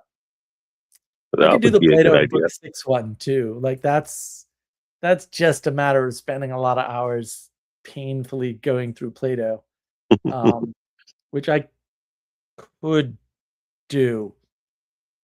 I don't know. Do ships exist without straight lines? There are no straight lines on a ship, Sally. Oops. You use a straight line when you're on a ship, but there's almost no straight lines on the ship.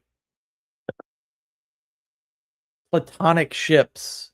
Yes, the form of a ship. Why is she here? Why is she harassing us? The form of a ship.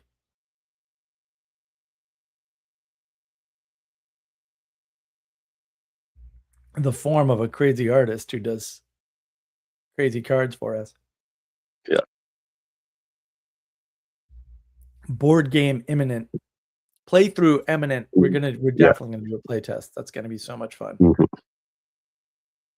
We'll do one like on the Discord. So if you're not on the Mark of Wisdom Discord and you think you might want to play a wisdom game, that's awesome. Then join the Discord. I'll probably put out an announcement and we'll try to do it like on camera or something. That'll be fun. We do it on camera, then you can have like one person with the actual cards, whatever. We could have somebody run the camera. Yeah. Like you. Yes. Someone. Because you'll get the cards first, right? The castle will have them, but then you'll have them, and I think Sally will have them first. Something like that, yeah. We'll work it out. We haven't worked that out yet. Who's getting what when? when they're getting printed. We don't. I thought they were getting Not printed quite like yet. today. Maybe this next. We'll figure that out. Hopefully this weekend. And Someone's got to get the cards, and then we can do the play test. mhm. So that's imminent. That is coming. That will happen. Jordan Peterson meetup group will happen. Casablanca movie club towards the end of the month will happen. We might be able to do movie clubs every month, at the end of the month or something. That would be fun. Yeah. I'll have to check the calendar and see what traveling things are going to look like for the rest of the year, if I can work that out. Although we travel a lot less now that everybody sucks and I want them all dead. So yeah. Yeah. I don't know. I don't know. I mean, we'll probably go up to New England for Thanksgiving, but I got another trip to New England for sure because my aunt is not well. So yeah. That is not a good situation. I'm like, oh no, this is not great. It's another good reason to go this month because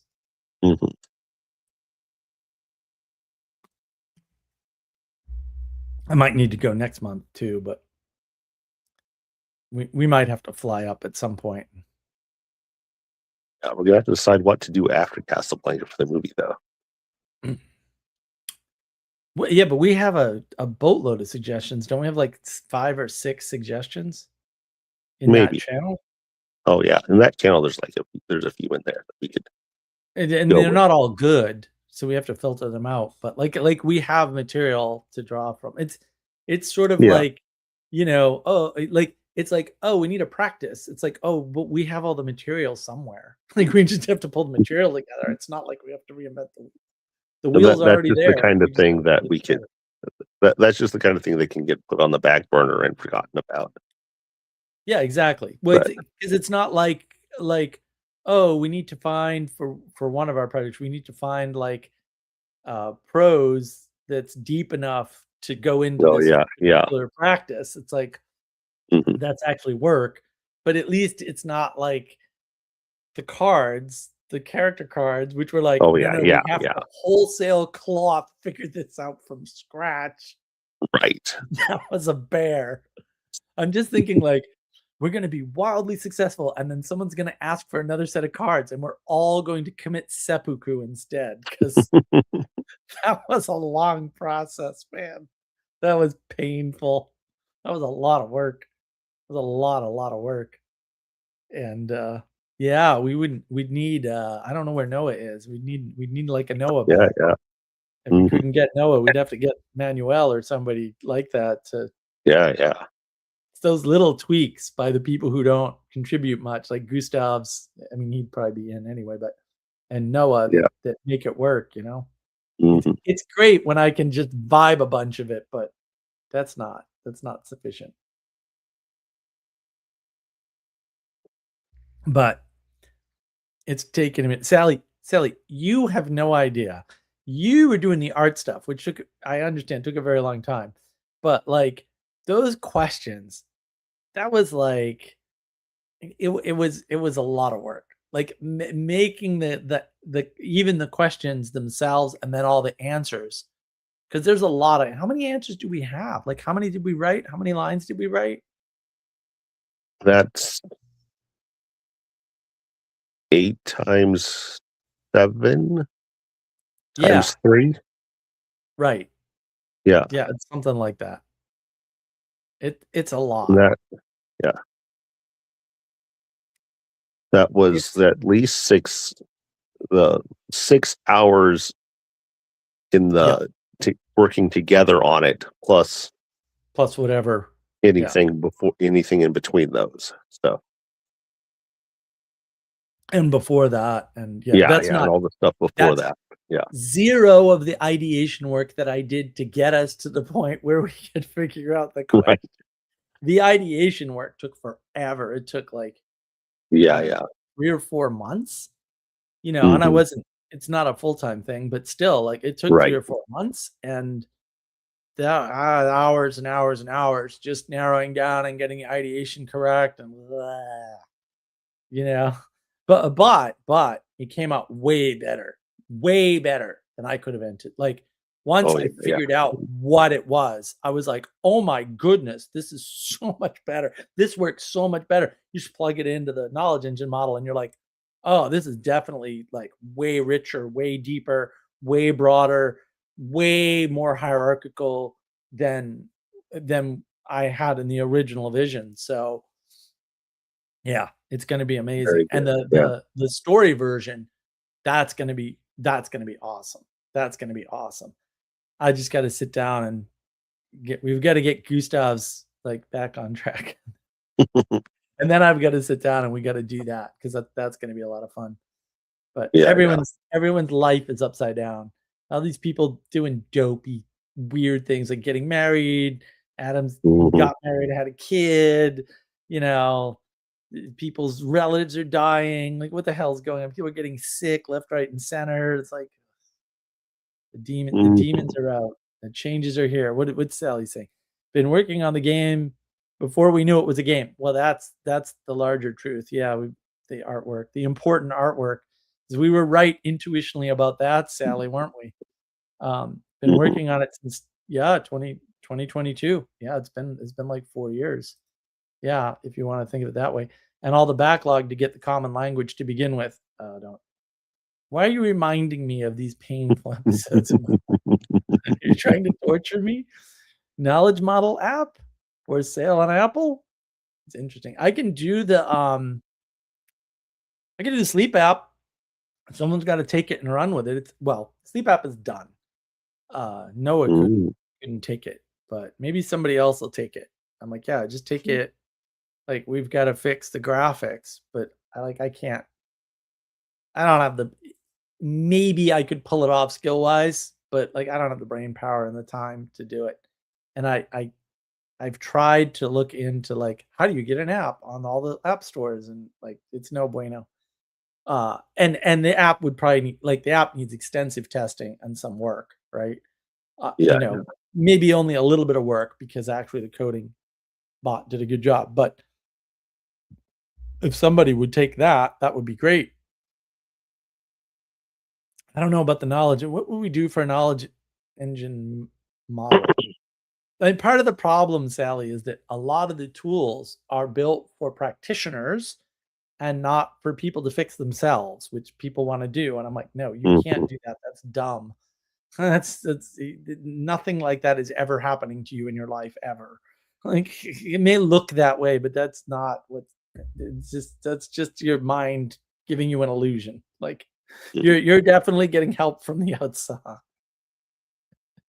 Yeah. So, what about your search thing for all your backlog of videos? You were thinking of an app thing on that, right? That is a possibility.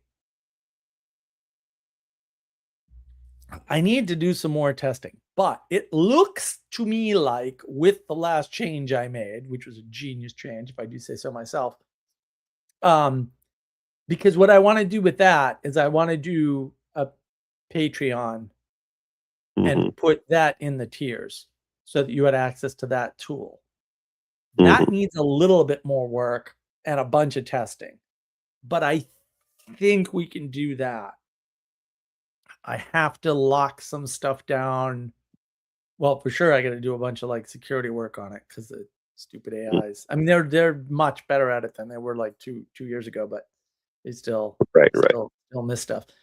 But I also have to put in the tiering, and I have to do a bunch of testing to figure out what the actual costs will be to run the damn thing, so that we can price it correctly. So we don't, you don't want somebody. I mean, you can't do that now because I architected it correctly because I know, like, that's the thing I know the most about, right? But people do. They go into the help bots, the AI help bots on like websites, and they go, write me a Python script to blah blah blah, and the stupid help bot doesn't know the difference. It starts writing all this code, costing the company a fortune on the back end. Has nothing to do with their product. I'm always like, this is terrible. Yeah. You could not do that with this one for sure, but also, Yeah, and there's a bunch of pieces there. So I've gotta do some more work on that. But I've been thinking about that. It's like now it's like, well, do I want to do podcast first? Because I have that all planned out and I have all the infrastructure I think set up. I'd have to test the infrastructure again. Or do I want to do that and the Patreon thing? And the problem is I tried the quote Patreon trick before and I got that was the beginning of the end, right? The minute I did something, the people who hate success came after us. That's why the channel is not more popular. Like we know who some of the players are, right? They sent these mentally ill people after us. If you don't believe me, I'll find the live stream and you can watch it where the guy says that's what happened, right? So so I'm always like, and do I want to do this? Like, do I want to poke my head up again and get shot at? Like, is that what I want to do? Because I don't know, I'm having kind of fun here. I'd Although, start with the podcast. yeah, that's what I thought. That seems like because there's only so much, I only have so much bandwidth. But Claude did all the podcast stuff. Like, it was a fight with the stupid AI. But I got all the setup done. I think I have to test the setup, and then I had it give me a plan. And it's like, yeah, upload all these videos first, and here's some bumper audio that you need on these particular audio tracks. So I'd have to put that in place, right? So we'll see. And then I'd have to start doing the uploads, which is, probably a Sarah job, to be honest. So then I have to set up a bunch of stuff so she can do it. Because I don't know. Maybe I can shove all the first season on a USB stick. I don't know how big it is. But yeah, I don't know. Sally Joe, pour some intro into a bucket and make a dollar. Yeah, well, we are in desperate need of cash flow. That's true. Getting shot is the leader's role, Mark. Yeah, well, I feel like I've been shot enough, right? That's sort of, we didn't promote you to captain for nothing. Thanks.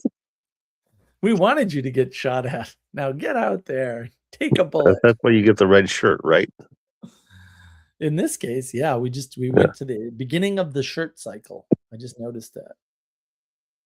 The captain wears the red shirt. That way you can't see when he gets cut. That's true. That's true.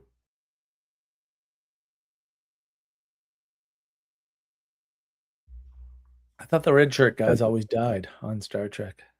Yeah, that is true. They weren't pirates, though. No, that's true. Pirates are indestructible. Pirates live on forever. There's probably some relationship between pirates and corporations. Like, they're opposites. They're not overlapping domains, but I think it's the same emergence.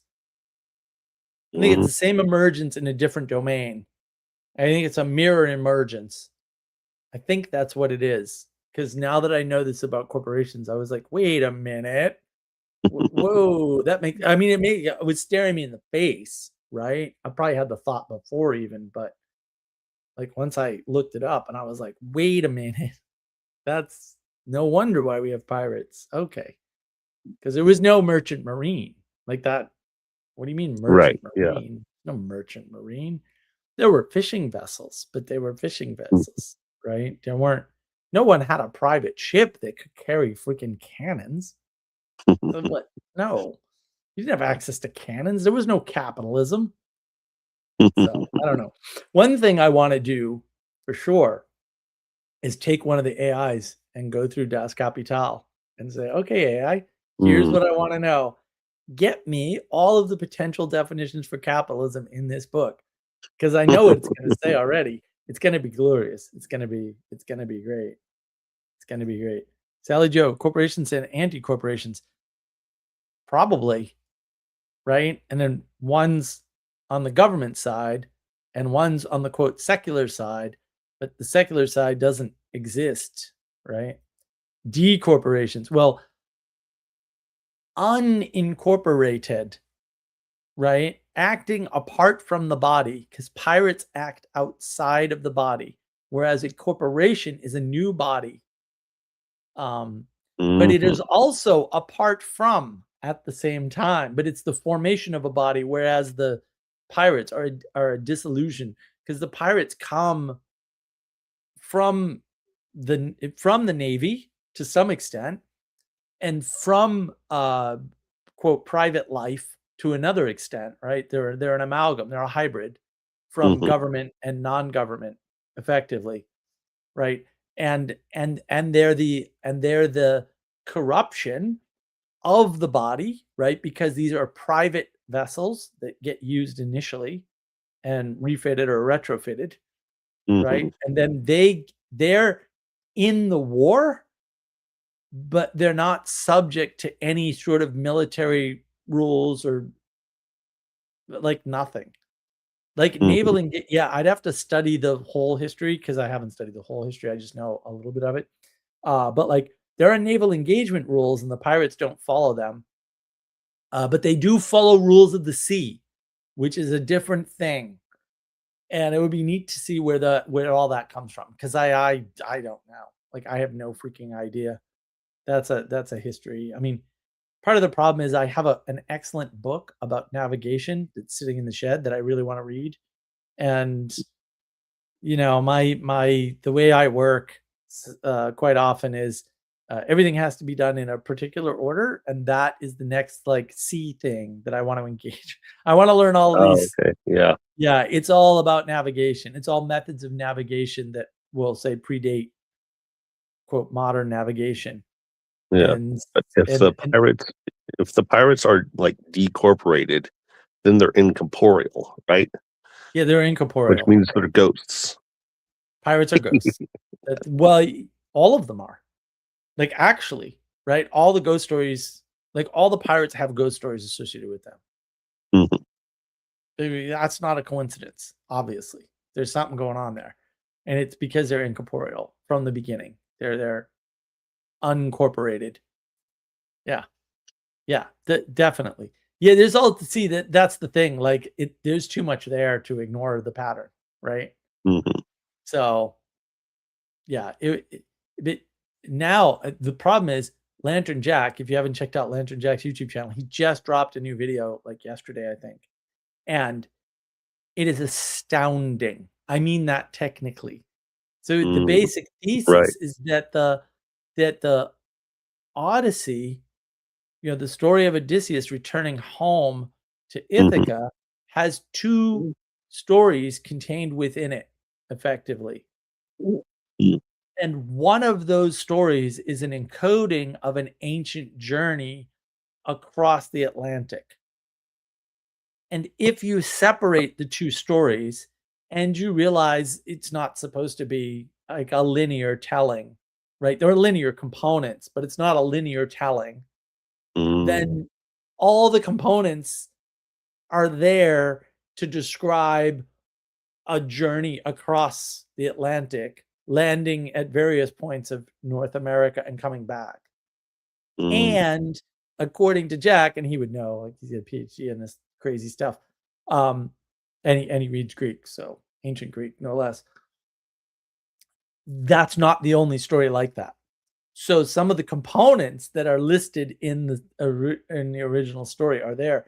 And the cool thing was he's doing this video. It's an excellent video. You should watch the video. It's awesome. It's awesome. You want conspiracy theories done right? This is conspiracy theories done right. He says, "Oh, I went and reread these lines and it just struck me." And I'm like, that is the type of insight that tells you it's a real thing. Like when you go back a text you know well, because he knows that text well, and you get something more out of it because of the new framing that you're in. Like that's a real big deal, right? Because he didn't have to fit anything in, right? So yeah, it was a really good video. I really liked that. So good. It was excellent. It was actually excellent. Everything about it was excellent. All right, Sally Joe. All the unincorporated little communities mean something new to me. Don't they though? Don't they? I mean, I'm thrice dead already. Yeah. Thrice dead Sally. We need thrice dead Sally back on the stream. You gotta work on that, Sally. Like we can't. Tommy, Oathbreakers under the mountain. Oh yeah. Yeah. Well, there's a lot of see that, yeah, that would be interesting. Well, now that I know why Germany is a psyop and where all that came from, hint, it's Luther, or Luther adjacent anyway. Now everything makes more sense. It'll be interesting to go back into that. And then, of course, as Marvin mentioned, 2 more V's on my video I did with him recently.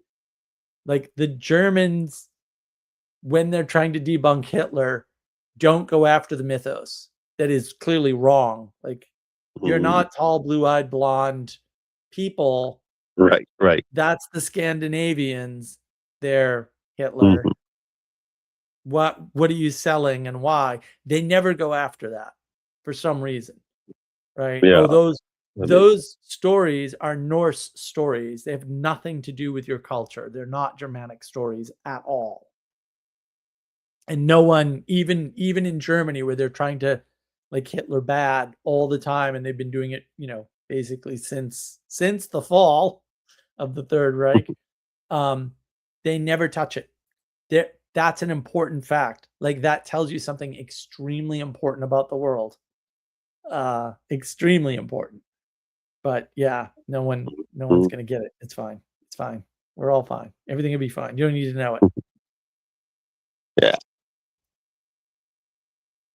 People don't want to touch the myths anyway, especially when they're denying that they have. Well, they can't because they want that to work. That's the secret. They want that to work, right? They want to be able to pull that card at any time and play it. So they're never going to take that card out of the deck ever. They're never going to touch it. Yeah, yeah. Right. So even so in the United States, you've got the 1619 project or whatever. Not, I mean, I never read the book, obviously, because I already know it's wrong. Yeah, yeah. Like right from the word go, everything they're saying is just factually incorrect and well documented to be factually incorrect.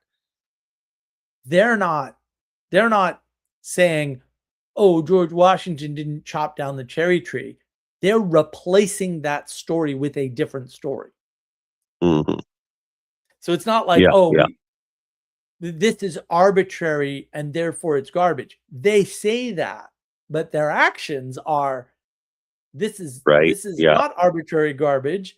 We're going to replace it with different arbitrary garbage and tell you ours is not garbage and theirs is. Right. They say it's arbitrary garbage, right? It's the so-called postmodern trick, which is what the postmoderns do. They say, no, you can't believe the author. What the hell does he know? He did all the work and put in all the effort, and he's actually a better person than you are because you can't write a book. You're retarded, right? But what you can believe is my version. So I'm going to give you my version of what the author meant. And because you're retarded, you're not going to notice that. Because I'm going to do it in such a way that you think you came up with it yourself. Right? Yeah. That's what it's all psyop, right? It's all psyop. And so that's how that's the trick they play. And very clever to them. And why Peterson supports literary criticism is beyond me, but yeah, no idea. I'd love to talk to him about that and explain to him why, my goodness, please don't ever say this publicly again because you're so wrong and it's so dangerous. Like lit crit guys are all the bad guys, like without exception. I'm sorry, but there's not to say there can't be any literary critics, but all the guys you would identify as literary critics are evil. So I don't know, man. I don't know. Like, don't do that. Like, this is bad. You're pointing at the wrong thing. Like, wow. Like, nay. But talk about agenosis, man. When he said that, I nearly fell off my chair. I'm like, well, there's agenosis. Like, if you think literary critics should be like lauded or exalted or whatever, wow, are you just proving my point about the agenosis and the propositions as the highest value thing? Like, yeah. Can't come up with clearer evidence than that, really. That's nuts. That really, that shook me. I was like, what is happening here? Why is he saying this? This is crazy talk. I should ask him, well, what about Lacan, who you can't understand?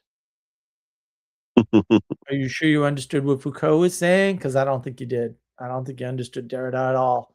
I think you're complicated way of understanding them is wrong. There's a very simple way to understand them, and that's actually the correct way to understand them. But they're still doing this Yeah, yeah. magic.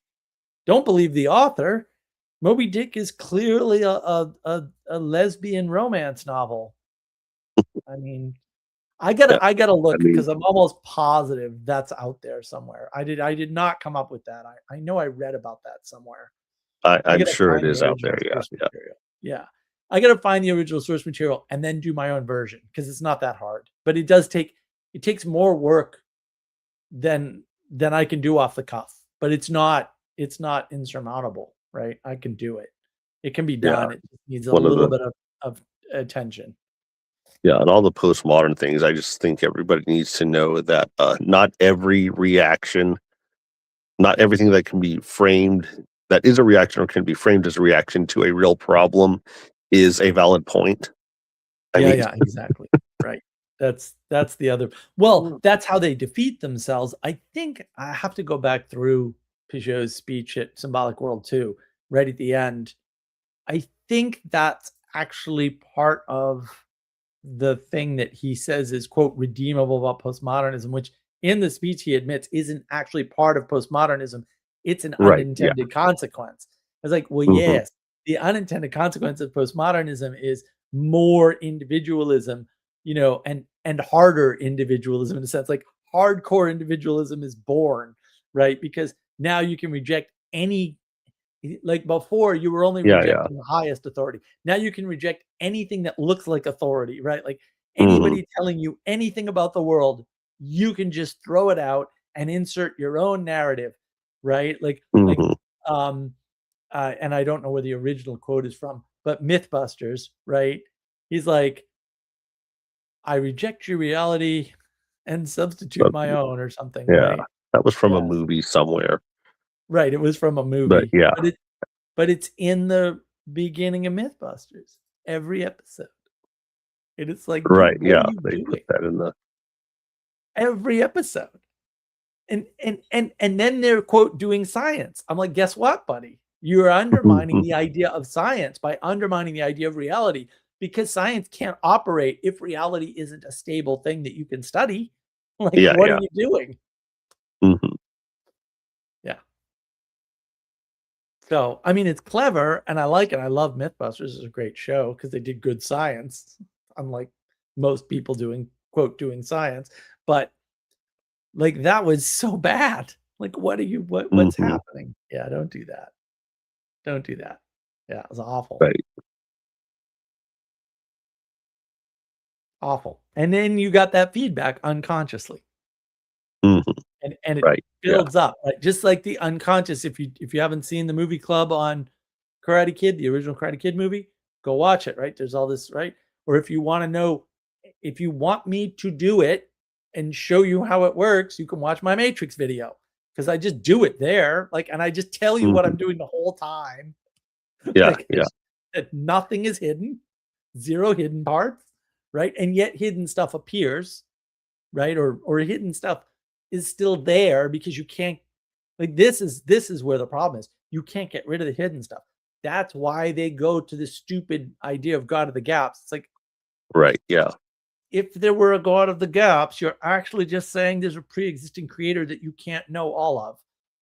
It's just you're stating it backwards because you're Mhm. retarded. That's all that's Yeah, happening yeah. there. Mhm. Freaking middle out retard thinking of binary thinker. That was the other thing. Peugeot is very close to the binary thinking problem in the Q&A. Oh, Very nice. close. Yes. He gets that, Well, that'll be great, yeah. I piped up in the live stream. I don't know, unless he goes back, he probably won't he catches some of the stuff in the live stream, but Right, yeah, you yeah. know, that's a fast live stream chat. Like that's a Mhm. fast live chat. Yeah, yeah. So, but he does catch some of it. Um, yeah.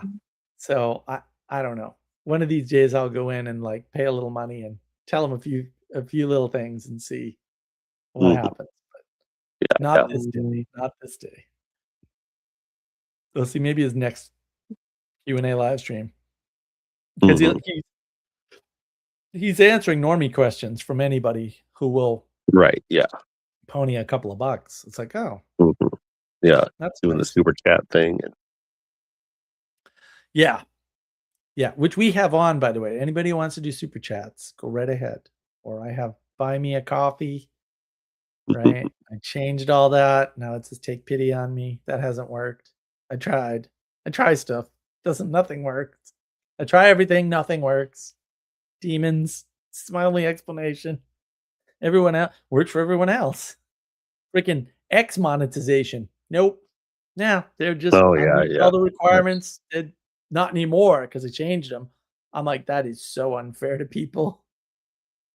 You screw people, Mhm, keep them in review for a year, change the requirements, and now they don't meet the requirements. Like, what is, you know? mhm. Some days I wish I had never stumbled across certain groups.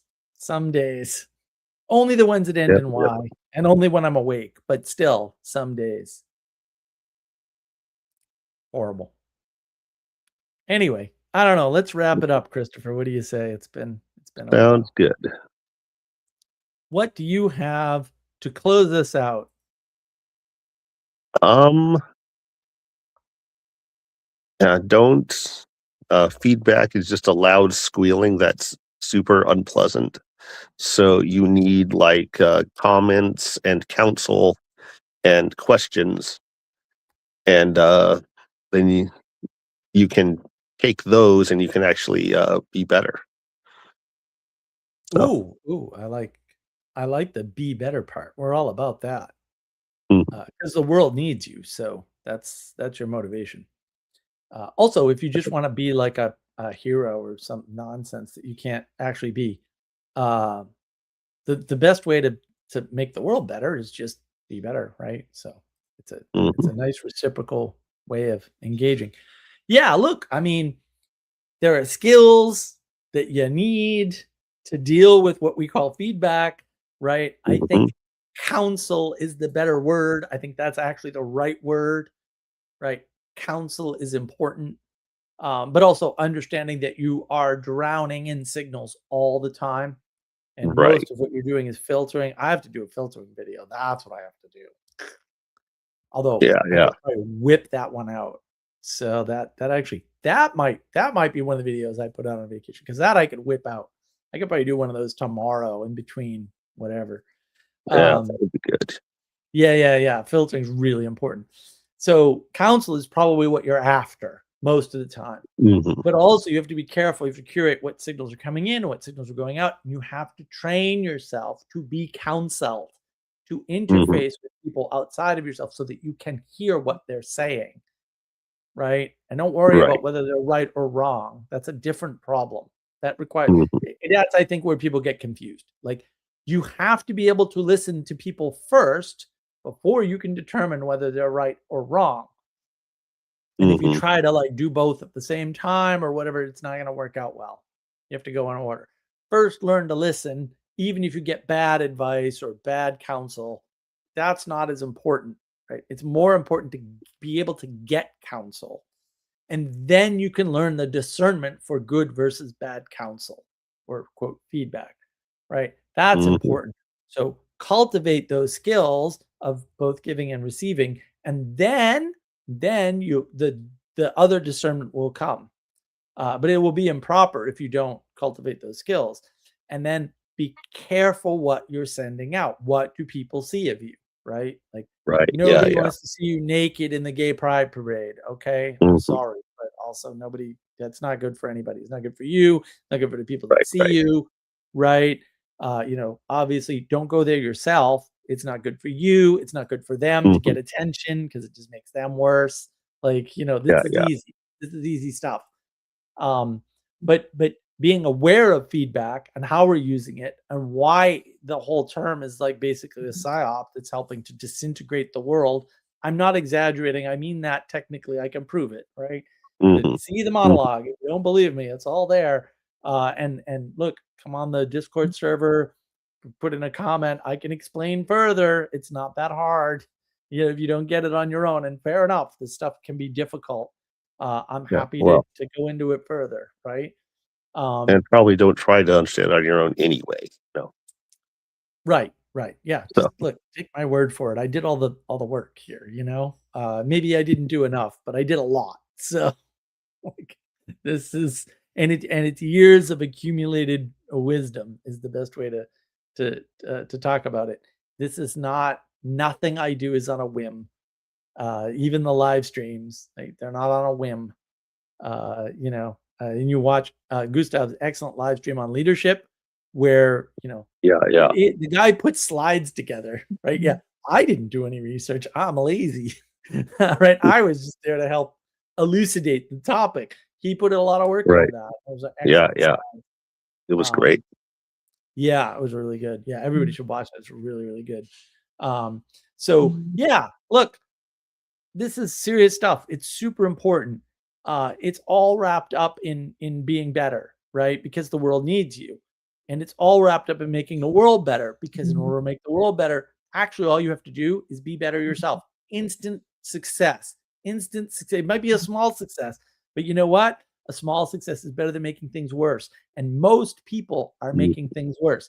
Don't believe me? Listen to Andrew Wilson explain to you about how the TPUSA situation is, a handful of Right. Yeah. scumbag leftists have infiltrated a group. And of course, like he was saying this, from the beginning. He said, no.